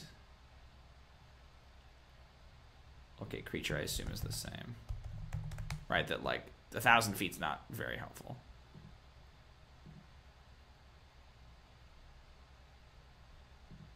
Again, we might need to rephrase this, but up to 10 miles away. Okay. Cool. Be magically charmed. A creature, the charmed target gains a subtype or gains a template. So let's maybe break this down. What are the different elements here? So they gain a template. They don't know they're charmed. It goes away with lesser restoration / greater restoration, higher level. And the template has a bunch of stuff. They have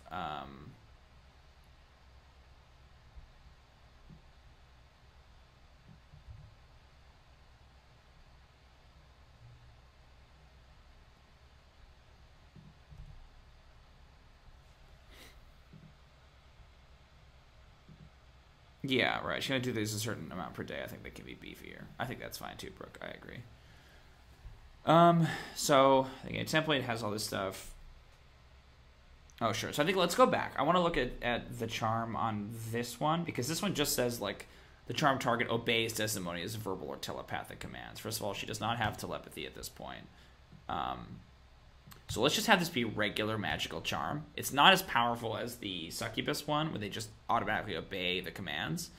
But it's just like regular charmed means they can't hurt you and all that other stuff. And then have it here be that they have to obey the commands, right? Like have it ratchet back up. A charmed creature can't attack Desdemonia or target her with harmful abilities or magical effects. I mean, honestly, charmed just... people could look that up, right? What that means. That's fine. So then, while charmed by Desdemonia... is there a term we can use instead of charmed here? Right? Like, to make them distinct. So enthralled by Desdemonia, like, I mean, in love with Desdemonia is too much on the nose. Enamored by Desdemonia, or enamored of Desdemonia. Does enamored of mean that Desdemonia is enamored of them, or that they're enamored of Desdemonia? I don't know. But you know what I'm saying? Like, a different word here, and then we can say infatuate, seduced. Seduced is pretty good. Or we magically seduced. Arterous. It's good too. I think seduced is what we're looking for. A seduced. Thank you, Win. Seduced creature. So then it would be seduced is like the fucking template.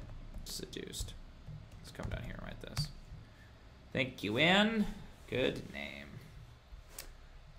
We got about 40 minutes. This feels like it's been a long one. Maybe I'm crazy, but it feels like it's been a long one. I might get my charger, because I think my computer is getting close to death. While you are charmed by Desdemonia. While charmed, you cannot harm her or target her with harmful spells and abilities. Any luck on the bullshit detector name, Alan? Any thoughts? Or anyone? I mean, Wynn just killed it with seduced.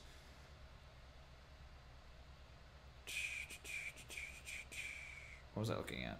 Oh, yeah, right here.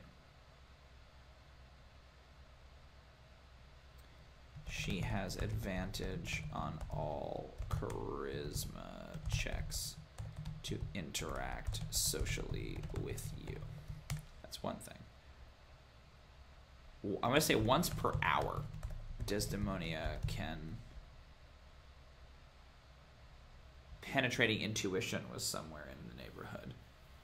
That's interesting. It's a little long, but I think it's pretty good. Is it too sexist to say woman's intuition? That's a little sexist. But that's like, it's just like it's an expression, you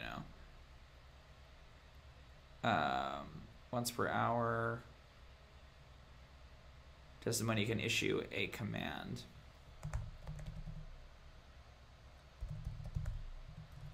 As per the suggestion spell that you must obey. I think we can increase that. We can change that to. When we get to 15, I would be curious to see. Oh, sure. I think once per hour is good, right? Can telepathically or verbally. Acumen. Acumen to me feels more like skill. Canniness. Yeah. It's like... I like intuition, but I think it's too positive. I think it almost has to have a kind of like... a snarkiness to it. Like, bullshit detector obviously is wrong, but like something that has the same tone as like can't play a player, or, you know, that has that sort of street smart kind of thing.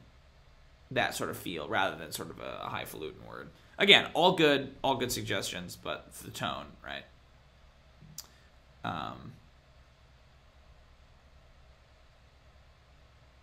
Okay, once per hour. And again, so she can reach you telepathically even if you're not on the same plane, right? While you cannot be charmed. Charmed by creatures other than... yeah, self-recognition.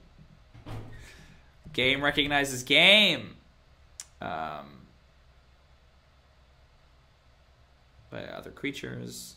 Or creatures other than Desdemonia.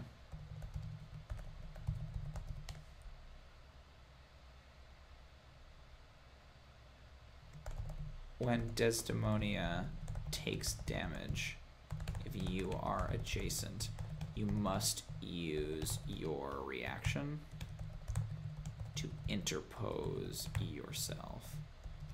Make a DC, a dexterity saving throw. Make a dexterity saving throw. On a success, you take the damage that was meant for Desdemonia. If you are adjacent to Desdemonia when she takes damage from an attack.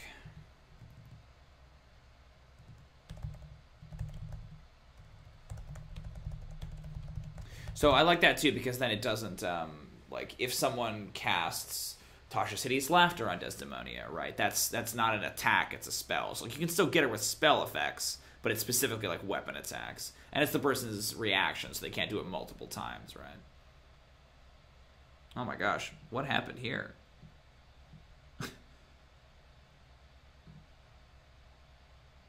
I don't even understand what that's supposed to be. Is that in this one too?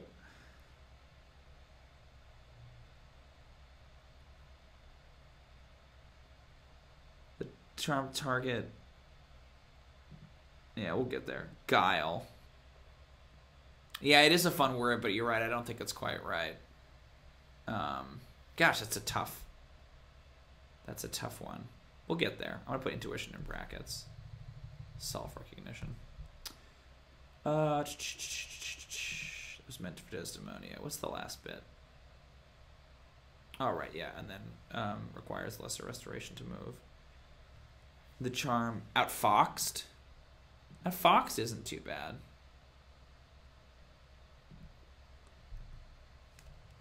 Like a fox.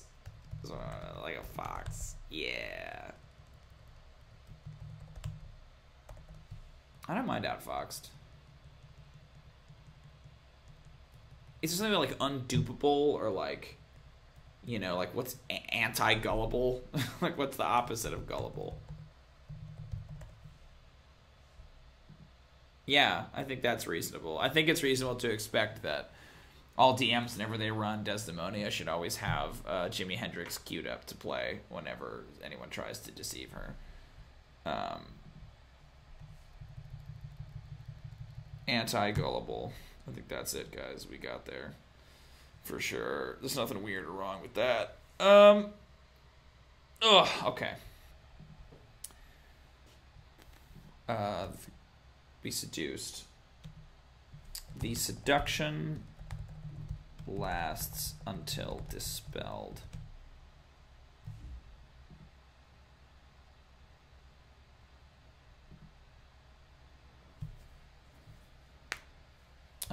With lesser restoration.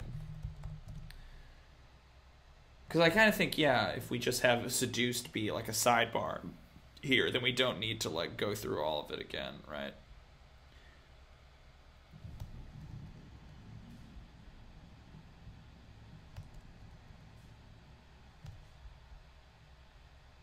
You know? I think that's fine. I like that it's quick. You know? If the target successfully saves against the effect, or if the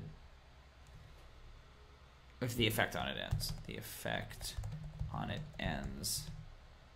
The target is immune to Desdemonia's charm for the next. They should say 24 hours. I said day earlier, but really we should just do what it says. I do think it's funny that sometimes they say lasts for 24 hours, and sometimes they say it lasts for a day. For the next 24 hours.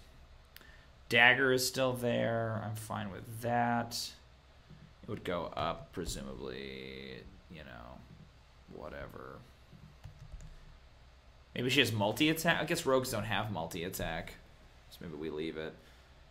Draining Kiss. Desdemonia kisses a creature charmed by her or a willing creature. Target must make a DC X Constitution saving throw against this magic, taking even more damage, like, you know, 8d10 plus whatever. Have so much unsuccessful one. And then I think it has additional effects. In addition, the target... So here's the problem. The target, if they're charmed by her already, then they're seduced, right? So then disadvantage... We talked about this earlier. Like disadvantage on wisdom saves, right? But I feel like that's That's all wrapped into charm, you know?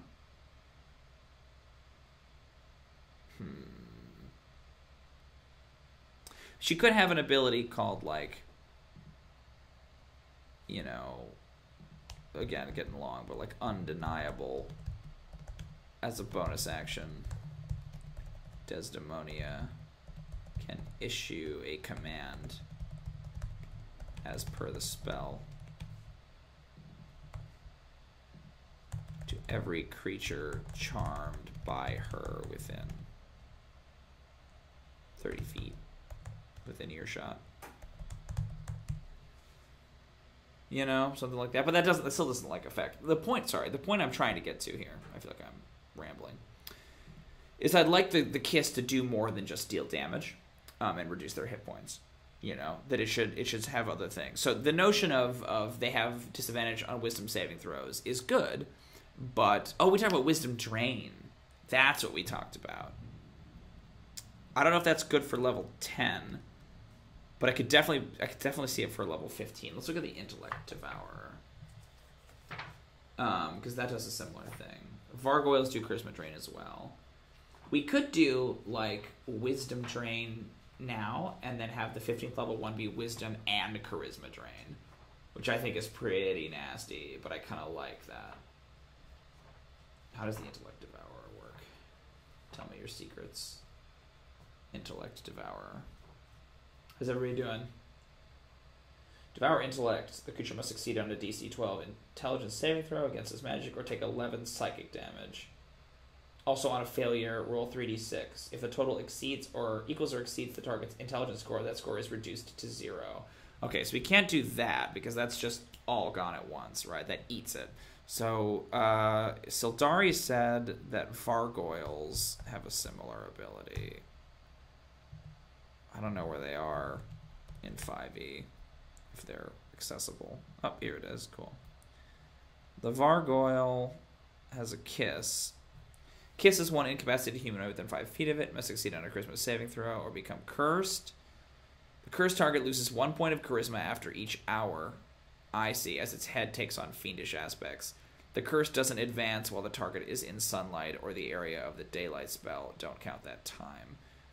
When the cursed target's charisma becomes 2, it dies, and the head tears from his body. Yeah, it turns into a Vargoyle. So that doesn't really work either, because I don't think it's like a slow wisdom drain. I think it just saps the wisdom. What's up, Brooke? You got a big ooh in there. Okay. Good night, Brooke. I think wisdom and charisma is good. I like that. But I don't know how to do it without, because the problem, what I like about the Intellect Devourer, right, and I think this is like obviously what they're trying to do.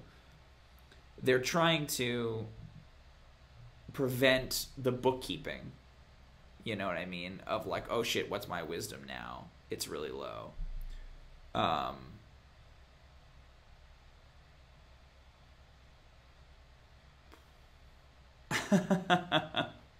What if it's a level of exhaustion? What if it's like Le Petit Mort or whatever? It's like the little death, right? That's kind of funny.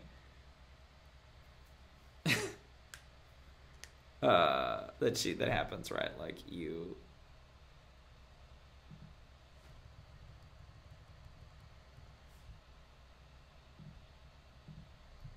Also, on a failure. Refractory period. Yuck. The target suffers 1 level of exhaustion. So the thing with that is, I still want to up it one more time. We could go back to the original Draining Kiss, and we could get rid of the reduction of hit points, right? Because then it would just be damage. Which really isn't, I mean, 5d10 damage is a lot of damage. So it would just be damage on the first one, and then it would be damage and reduction on the second one, like hit point reduction, and then it would be damage reduction and exhaustion. Because I like the idea of it somehow affecting your wisdom. I don't know how to do it. I mean, you could just take the Intellect Devourer's ability, right? But then if it reduces their wisdom to 0, then they're just like a fucking drooling idiot, you know? And that doesn't really work. Because they can't like follow her commands, they can't understand them. Yeah, because this here the target is stunned until it regains at least 1 point of intelligence. So is there some way to damage the wisdom? Because you could just give them disadvantage on all wisdom checks, attacks, and things like that. But that seems kind of flat and boring. I like it being something bigger, like draining the wisdom. I don't know. Something. I think exhaustion is fine for now. Wisdom drain can maybe be factored into the CR15 version. So this should actually be here.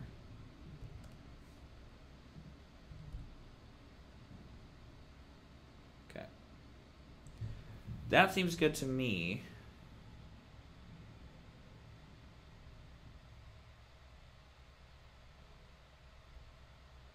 Is there something else we're missing here with this version of Desdemonia?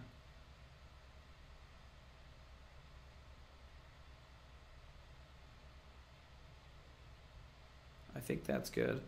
How's the chat feeling? If people are kind of bleeding out, it sort of feels like we're coming to a head here. It's only 7 for me. I don't know what time it is for you guys. But I'm thinking about maybe calling it pretty soon.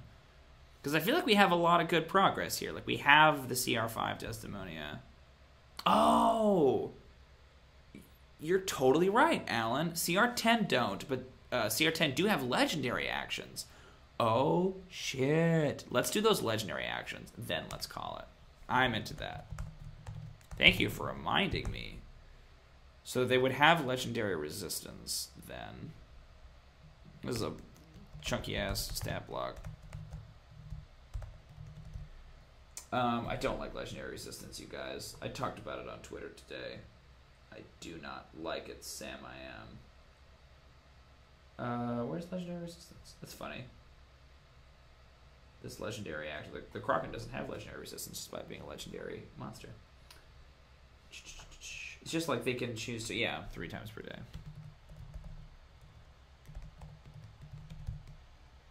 If Desdemonia fails a saving throw, she can choose to succeed instead. Okay. Legendary actions. What do we think?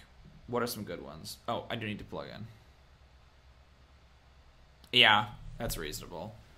I talked about this on Twitter a little bit. I think I talked about it last week too. I just feel like legendary resistance is a weird cock block. They're like, I don't like the notion of a monster, of someone like... There's 2 things to avoid. The first thing is a player like, okay, here we go, dumping my big spell, and they roll the save, and like, oh, they get a 15, the DC 16, they get a 15, they just barely fail it. What a great moment. Well, they choose to succeed instead. So screw you. You know? So you either have to be very transparent about the use of legendary resistance, so like, the monster has it, beware. But the problem is that if you are aware, then people don't use their guns. I have seen players specifically avoid casting spells because they know they're just going to get negated. So, like, why use the spell slot that way? And maybe that's good. Maybe that's the players, like, rationing their powers differently. But it feels like it's killing story rather than enhancing it. So I tend to prefer what the game calls magic resistance, which basically is just that the character, the monster, has advantage on all saving throws. And I get that. It can definitely stop a party casting polymorph and ending a dragon fight in 1 round. I definitely hear that. The thing with me, though, is that I think if you give them magic resistance, right, then the chances of that succeeding are extremely low. But then the rare case that it does happen, isn't that kind of a better story? Isn't that kind of a better story that, like, they cast polymorph and it turns the dragon into a chicken? And again, polymorph is a funny example too, because polymorph is the kind of spell that doesn't actually solve the problem. It only solves the problem for an hour. So if you turn an ancient red dragon into a chicken, great, you're okay. You can maybe take a short rest or something while it's a chicken. but then it's going to turn back into a dragon. Like, you didn't really solve the problem. So I don't know. I mean, there's definitely, like, merit to both, but I have found that Legendary Resistance is kind of a pain in the butt. It's like more painful or more annoying than it's worthwhile. On Twitter, though, we did have a really nice conversation about it, if you guys want to check that out. Some people had some really nice suggestions about ways to do Legendary Resistance-like abilities that aren't exactly Legendary Resistance. Oh, I'm just going to Twitter. I should go over here. Somebody suggested the idea that, like, the monster, like, suffers it for a round or something like that, and then breaks out of it the next round. Someone suggested, like, and this is harder to do, but the notion of, like, the monster suffering a lesser form of it. So if they're stunned is what they would normally be, then they're just, like, slowed, or they're dazed, or whatever. That, like, and then you can describe the monster like, this should have stunned them, and it does have an effect, but blah, blah, blah, blah, blah happens, right? You can see them, like, fighting through, which I think is interesting, but maybe that's just me. Anyway, that's all beside the point. There's the thread if you want to check it out. It's lots of good suggestions and discussion in there about it. So, legendary actions. Traditionally with these, you know, you have Desdemonia makes an attack. Desdemonia does whatever. So I like the idea of sort of a get foe. Desdemonia, like, call it cunning action. Desdemonia can move her speed and make a stealth check to hide.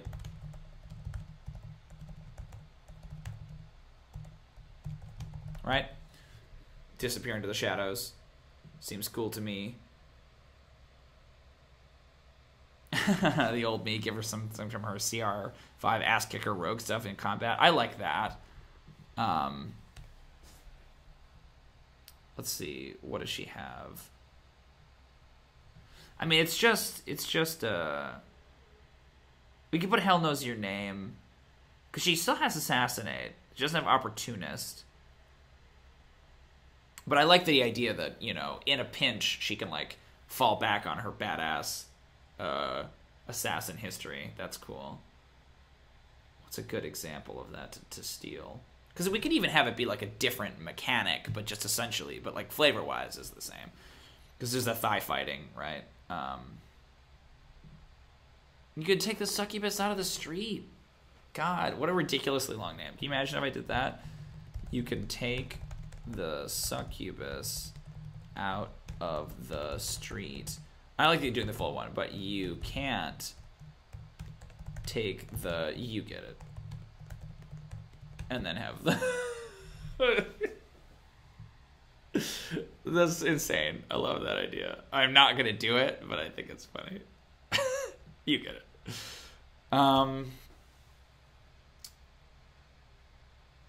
So that's good. Normally you would have... So there should also be one that's like either a big charm or like a big... I don't see a problem, frankly. This is fine.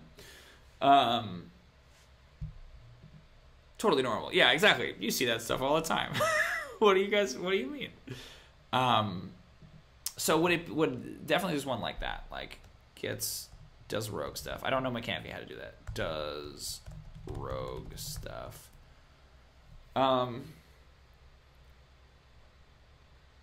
There should be one that's either a big charm effect, right? A fear effect is interesting, but I don't know if that's quite in her wheelhouse. A big charm effect. I wonder if it's... Because we did undeniable. If it's something about, like, cost 2 actions or whatever. All creatures... Like, Desdemonia issues a command to all creatures charmed by her.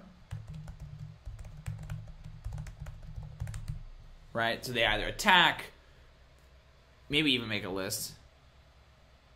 Make an example is cool.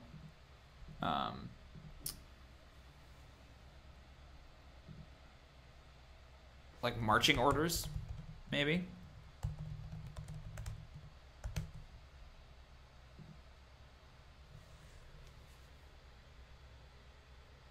Within sight.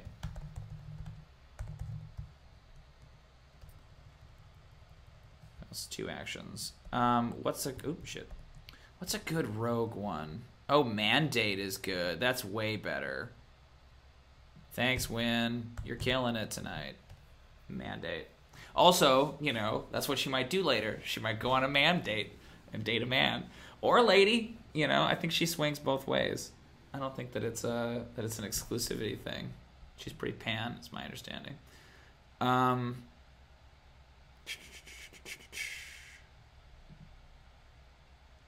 Was that a... Oh, Alan's got something.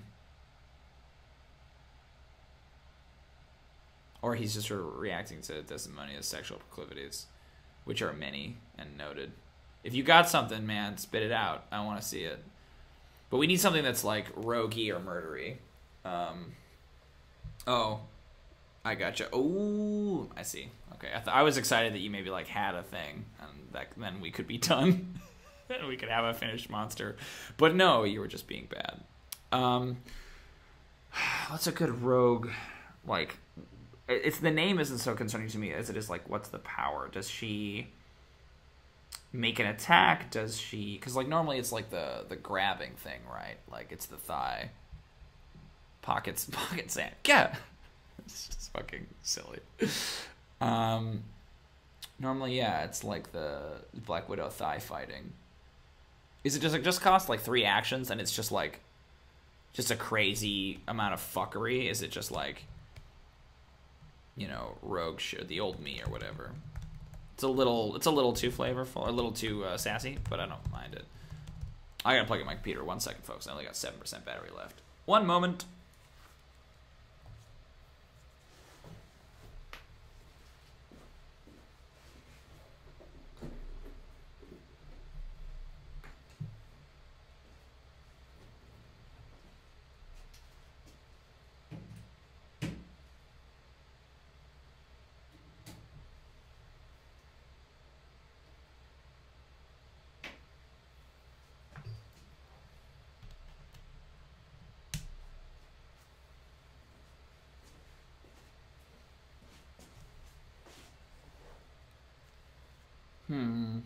Oh, right. Hold on. Sorry. I plugged it in, but that plug-in is dead. So, 1 second.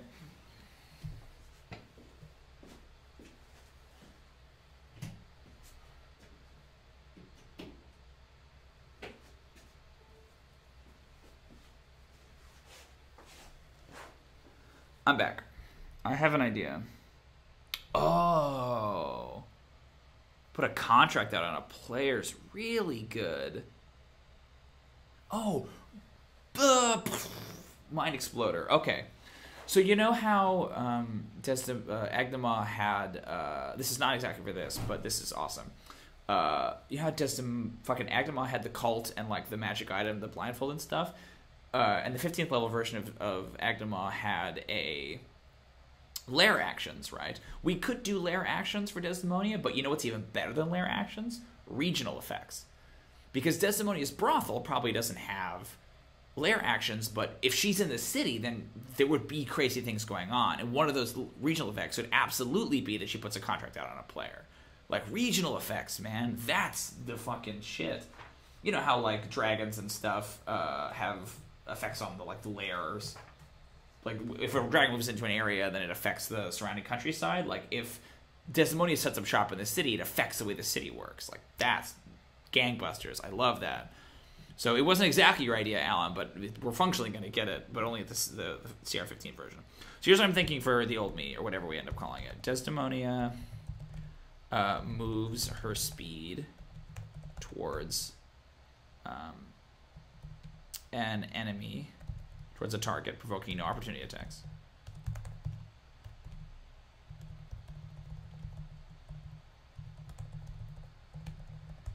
She makes an attack.